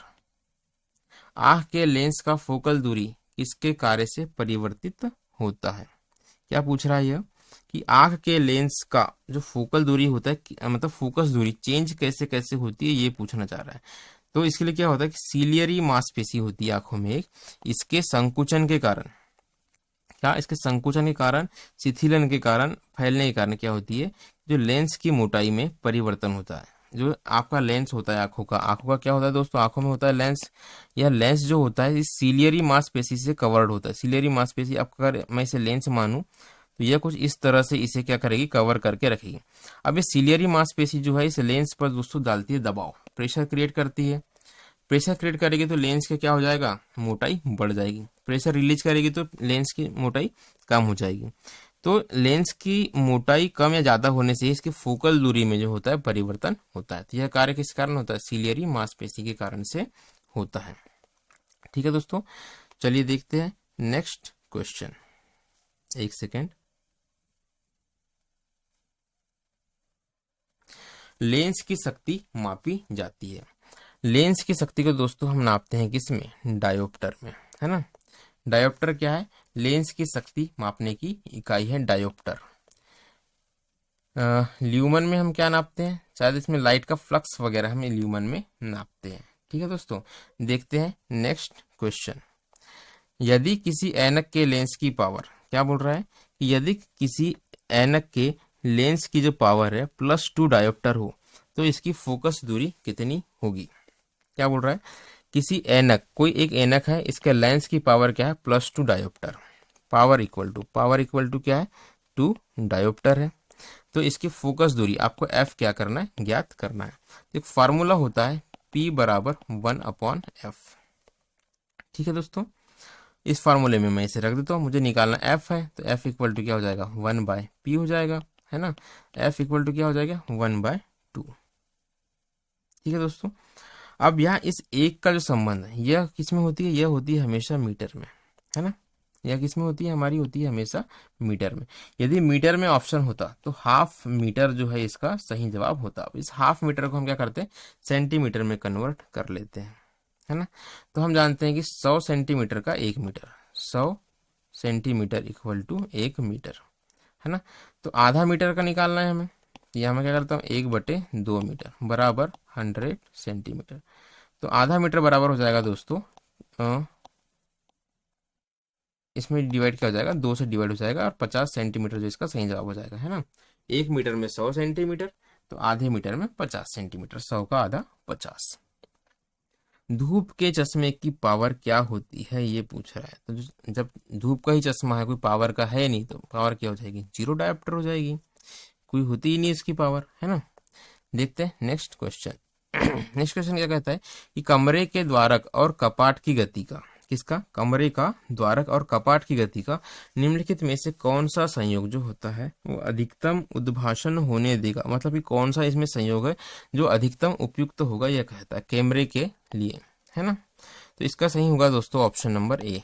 इसमें क्या होना चाहिए, F इक्वल टू 22, यानी कि फोकल लेंथ क्या होना चाहिए, 22 होना चाहिए, और 1/60 ये इसका फ्रेम रेट कुछ होता है ना। तो ये इसका 1/60 होना चाहिए। आपने देखा होगा कि 60 अगर आप रिकॉर्डिंग करते हैं जैसे हम लोग, तो 60 FPS पे करते हैं, क्योंकि 60 FPS पे क्या होती है, एकदम बेस्ट वीडियो रिकॉर्डिंग आती है ना, क्वालिटी एकदम इंप्रूव होकर आती है। वही पूछ रहा है 1/60, उसी से संबंधित है। आंख के रेटिना की परंपरागत कैमरा के निम्नलिखित में से किस भाग से तुलना की जाती है, आंख के रेटिना की तुलना हम किस चीज से कर सकते हैं, ये कहना चाह रहा है। तो इसकी तुलना हम कर सकते हैं दोस्तों ऑप्शन नंबर ए, फिल्म से, है ना।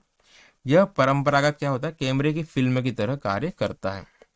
कैमरे के किस भाग से करेंगे, तो कैमरे के फिल्म से करेंगे, क्योंकि कैमरे के फिल्म पे क्या होती है, पिक्चर अंकित होती है, वैसे ही हम जो चीजें देखते हैं वो हमारे रेटिना पर क्या हो जाता है, उसका अंकन हो जाता है।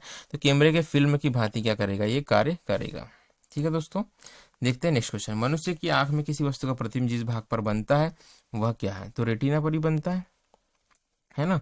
और रेटिना को ही हम क्या कहते हैं, रेटिना को ही हम कहते हैं दृष्टि पटल। दृष्टि पटल है दोस्तों, ये रेटिना का ही दूसरा नाम है। देखते हैं नेक्स्ट क्वेश्चन। मनुष्य की आंख में किसी वस्तु का प्रतिबिंब बनता है, मैंने बताया था रेटिना में बनता है, रेटिना को दृष्टि पटल कहते हैं। ऑप्शन नंबर डी इसका सही जवाब हो जाएगा। नेक्स्ट क्वेश्चन है, किसी वस्तु का प्रतिबिंब मनुष्य की आंख में कहाँ बनता है, तो यह रेटिना में ही बनता है। क्वेश्चन वही वही रिपीट हो रहा है ना, मनुष्य की आंखें किसी वस्तु पर प्रतिबिंब बनाती है, कहाँ पर, रेटिना पर बनाती है। नेक्स्ट क्वेश्चन, किसी अपारदर्शी वस्तु का रंग उस रंग के कारण होता है जिसे वह परावर्तित करता है। जैसे कि मैंने आपको पिछले क्वेश्चन में बताया था, यदि कोई वस्तु हमें हरी दिखाई देती है या पीली दिखाई देती है या लाल दिखाई देती है, तो वो क्या करती है, ये वह सूर्य के प्रकाश के 7 रंगों के प्रकाश में से बाकी रंगों का अवशोषण कर लेती है, केवल उसी रंग को परावर्तित करती है। जिस रंग को परावर्तित करती है उसी रंग की हमें वह वस्तु क्या होगी, दिखाई देगी। नेक्स्ट क्वेश्चन है कि रंगीन टेलीविजन में 3 आधारभूत रंग क्या होते हैं, मतलब आधारभूत रंग होते हैं 3, ये होते हैं दोस्तों RBG, रेड ब्लू और ग्रीन। रेड लाल, ब्लू नीला और ग्रीन हरा। कहाँ पर है ऐसा कॉम्बिनेशन, ऐसा कॉम्बिनेशन आपका ऑप्शन नंबर बी में। ठीक है दोस्तों, देखते हैं कौन सा, वे कौन से मूल वर्ण हैं। ठीक है, अब कहीं पर यदि मूल रंगों की बात की जाए, किसकी बात की जाए, बेसिक कलर, या मूल रंग की बात की जाए, बेसिक कलर्स की बात की जाए, किसकी बात की जाए दोस्तों, बेसिक कलर की बात का, तो बेसिक कलर होते हैं RBG। ये आपको शॉर्ट फॉर्म आपको याद रखना है, रेड ब्लू और ग्रीन, है ना, जहां पर भी आएगा RBG ही आएगा। जब लाल नीले और हरे रंग के प्रकाश का पुंज एक स्थान पर पड़ता है तो प्रकाश हमें कैसा दिखाई देगा, प्रकाश हमें सफेद दिखाई देगा। ठीक है दोस्तों, देखते हैं अब हमारा नेक्स्ट क्वेश्चन। मतलब सफेद दिखाई देगा का मतलब क्या है कि यदि मैं रेड RB+G एक फॉर्मूला है इक्वल टू W, ये तीनों रंग के प्रकाश को मिलाने पर हमें व्हाइट रंग का जो प्रकाश है वो हमें दिखाई देता है। निम्नलिखित में से कौन सा प्राथमिक रंग नहीं है, प्राथमिक रंग लाल है, B ब्लू है और ग्रीन है ना। इसके अलावा दोस्तों क्या है, प्राथमिक रंग नहीं है पूछ रहा, तो काला जो है इसका प्राथमिक रंग नहीं है, इसका सही जवाब आता है काला। अच्छा, इसके बारे में कुछ बेसिक बातें बताता हूँ। जो होते हैं प्रकाश के 3 मूल रंग होते हैं, 3 प्राथमिक रंग होते हैं। 3 प्राथमिक रंग कौन से होते हैं, लाल, हरा और नीला। ठीक है दोस्तों, क्या होता है, red blue and green, RBG, ये क्या कहलाते हैं, आपके मूल रंग कहलाते हैं। ये मैंने आपको अभी थोड़ी देर पहले बताया था। अब यदि इन RBG में से किन्हीं 2 रंगों को मिलाने पर हमें तीसरा रंग प्राप्त होता है तो उन्हें हम क्या कहते हैं, उन्हें हम कहते हैं द्वितीयक रंग। ठीक है, इनमें से जैसे R+B कर दूं मैं, या B+G कर दूं, या R+G कर दूं, तो इनको जो मिलाने पर जो भी प्राप्त होगा इन्हें हम क्या कहेंगे, इन्हें हम कहेंगे द्वितीयक रंग। द्वितीयक रंग। प्राथमिक रंग नहीं है, इसका मतलब क्या पूछा है हमें, द्वितीयक रंग पूछा है। तो इसमें से काला जो है द्वितीयक रंग नहीं है। ठीक है दोस्तों, द्वितीयक रंगों में आता है आपका पीला रंग आता है, द्वितीयक रंग में, द्वितीयक रंग में आता है आपका कौन सा, येलो आता है, मेजेंटा आता है, ये आपके द्वितीयक रंग है। ठीक है दोस्तों, चलिए देखते हैं नेक्स्ट क्वेश्चन। 3 रंग मूल रंग है, वही है आरबीजी, है ना, लगा लीजिएगा। सूर्य के प्रकाश में रंगों की संख्या कितनी होती है। तो इस पूरा जो सेशन है इसके स्टार्टिंग से ही मैं आपको बता रहा हूँ कि सूर्य का प्रकाश जो होता है वह 7 रंगों से मिलकर बना होता है, जिन्हें कि हम विबग्योर, बेजानी, हपी, नाला, विबग्योर के नाम से पढ़ते हैं। निम्न रंगों, ठीक है, क्या बोल रहा है कि निम्न रंगों में विषम रंग को आप पहचानिए कि कौन सा रंग विषम है। तो क्या हो जाएगा आपका, भूरा विषम रंग हो जाएगा, है ना, क्योंकि 7 रंग तो विबग्योर होते हैं, इसमें भूरा रंग कहीं पर होता ही नहीं है, तो ये आपका विषम हो जाएगा इजीली। देखते हैं नेक्स्ट क्वेश्चन। निम्नलिखित परिघटनाओं पर विचार कीजिए। क्या है कि गोधूली से सूर्य का अमाप, उषा काल में सूर्य का रंग, उषा काल में चंद्रमा का दिखना, आकाश में तारों का टिमटिमाना, आकाश में ध्रुव तारे का दिखना, उपयुक्त में से कौन से दृष्टि के भ्रम है, ये पूछ रहा है ना, कौन से दृष्टि के भ्रम है। तो गोधूली में सूर्य का दिखना मतलब कि शाम के समय सूर्य का दिखना सूर्य का भ्रम है, क्योंकि सूर्य जो होता है एक्चुअल में वह क्या होता है, डूब चुका होता है। शाम के समय सूर्य का रंग और सुबह के समय सूर्य का रंग रेड दिखाई देता है, लेकिन वो एक्चुअल में रेड होता नहीं है ना। सूर्य से जो लाइट आती है वह 7 कलर की ही आती है, लेकिन दिखता रेड है। किसके कारण यह घटना होती है, वही प्रकर्णन के कारण, अपवर्तन के कारण, है ना। तो ये भी क्या हो गया, आपका दृष्टि का भ्रम हो गया। उसके बाद उषा काल में चंद्रमा का दिखना, तो फिर शाम के समय चंद्रमा तो दिखता ही है ना, ये आपका ऑप्शन में नहीं आएगा, यह भ्रम में नहीं आएगा। आकाश में तारों का टिमटिमाना, यह भी आंखों का भ्रम है, प्रकाश के अपवर्तन के कारण ये घटनाएं जो होती है ना। आकाश में ध्रुव तारे का दिखना, भाई ध्रुव तारा तो दिखता ही है, कोई बात नहीं। तो क्या हो गया आपका 1, 2 और 4, अर्थात कि ऑप्शन नंबर सी जो है इसका सही जवाब हो गया। इसका डिटेलिंग की अगर मैं बात करूं तो शाम के समय सूर्य का आकार जो है बड़ा दिखना या सूर्य का दिखना एक दृष्टि का भ्रम है। क्या होता है कि उषा काल में सूर्य का लाल दिखना, तारों का टिमटिमाना भी एक दृष्टि का भ्रम है, जो कि मैंने आपको अभी बताया। आसमान में जगमगाते तारों को देखकर हमें ऐसा लगता है कि वह झिलमिला रहे हैं, चमक रहे हैं, है ना, वो चमकना बंद करते हैं फिर चमकते हैं, लेकिन ऐसी बात नहीं है। तारे क्या है, वास्तव में चमकते ही नहीं है। होता क्या है कि वायुमंडल में अलग अलग घनत्व की परतें होती है, जैसे कि मैंने आपको बताया था, वायुमंडल में नीचे घनत्व अधिक होता है ना। तो अलग अलग घनत्व की परतें वायुमंडल में पाई जाती है। अब तारों से चलने वाला प्रकाश इन अलग अलग घनत्व की परतों में सघन माध्यम, विरल माध्यम, विरल माध्यम, सघन माध्यम, इस प्रकार से होता रहता है। तो इस घटना के कारण क्या होता है, प्रकाश का अपवर्तन हमें देखने को मिलता है। इस अपवर्तन के कारण ही तारे जो है हमें चमकते हुए प्रतीत होते हैं। ठीक है दोस्तों, यही कारण है तारों के चमकने का। तो इसी के साथ जो है हमारी आज की क्लास दोस्तों समाप्त होती है। ठीक है, आई होप कि अगर आपने इस वीडियो को लास्ट तक देखा हुआ है ना, तो इसके लिए सबसे पहले तो आपका बहुत बहुत धन्यवाद। ठीक है, पहली बात। दूसरी बात, अगर आपने इस वीडियो को लास्ट तक देखा है तो इस टॉपिक से, किससे, लाइट से, आपका सारे कंसेप्ट के जो क्वेश्चन है मैंने इसमें कवर किए हैं, एक भी क्वेश्चन जो है आपका बाहर नहीं जाएगा, है ना। अगर इस टॉपिक से कोई भी क्वेश्चन आता है तो डेफिनेटली आप उसे कर पाएंगे। दूसरी बात, ठीक है दोस्तों, यदि यह वीडियो आपको अच्छा लगा हो, अगर आपने इसे आखिर तक देखा हो, तो हमारे इस वीडियो को आप लाइक करें यदि अच्छा लगा हो तो। यदि अच्छा नहीं लगा हो तो कमेंट बॉक्स में मुझे बताएं कि मैं इसमें किस तरह से इम्प्रूवमेंट कर सकते हैं, या आपको अधिक डिटेलिंग की आवश्यकता है, या कुछ क्वेश्चंस को मैंने गलत बताया है, सही बताया है, क्या क्या चीज़ें कवर की है, क्या क्या चीज़ें कवर नहीं की है, मुझे कमेंट बॉक्स में बताइए, यदि आप इसे डिसलाइक करते हैं तो। ठीक है दोस्तों, दूसरी बात, ये हमारे इस वीडियो को आप शेयर करें, क्योंकि हमारे चैनल पर मिलने वाली सारी की सारी वीडियोज जो है ये फ्री ऑफ कॉस्ट है ना, फ्री ऑफ कॉस्ट है। और सारा का सारा सिलेबस साइंस का मैं इसमें कवर करूंगा। साथ ही हमारे चैनल पर हम एक करंट अफेयर की सीरीज भी चला रहे हैं, जिसमें कि मैं पर डे सिर्फ एक या फिर ज़्यादा ही इंपॉर्टेंट हो तो सिर्फ दो घटनाओं को मैं उसमें कवर करता हूं, जो कि अत्यधिक इंपॉर्टेंट होती है, जिनसे क्वेश्चंस आने की 100% संभावना है ना। जो करंट अफेयर मैं कवर कर रहा हूँ 100% वहां से क्वेश्चन बनेंगे ही बनेंगे। तो इस प्रकार के वीडियोस हमारे चैनल पर अवेलेबल है, इसलिए हमारे इस वीडियो को अब अधिक से अधिक लोगों तक पहुंचाए ताकि ज़्यादा से ज़्यादा लोग जो है इस वीडियो का जो बेनिफिट ले सकें। तीसरी बात, हमारे इस चैनल को सब्सक्राइब अवश्य करें, ठीक है, ताकि हमारी आने वाली वीडियोस की नोटिफिकेशन आपको नियमित रूप से मिलती रहे। इसी के साथ ही आज की क्लास में समाप्त करता हूँ। Thank you.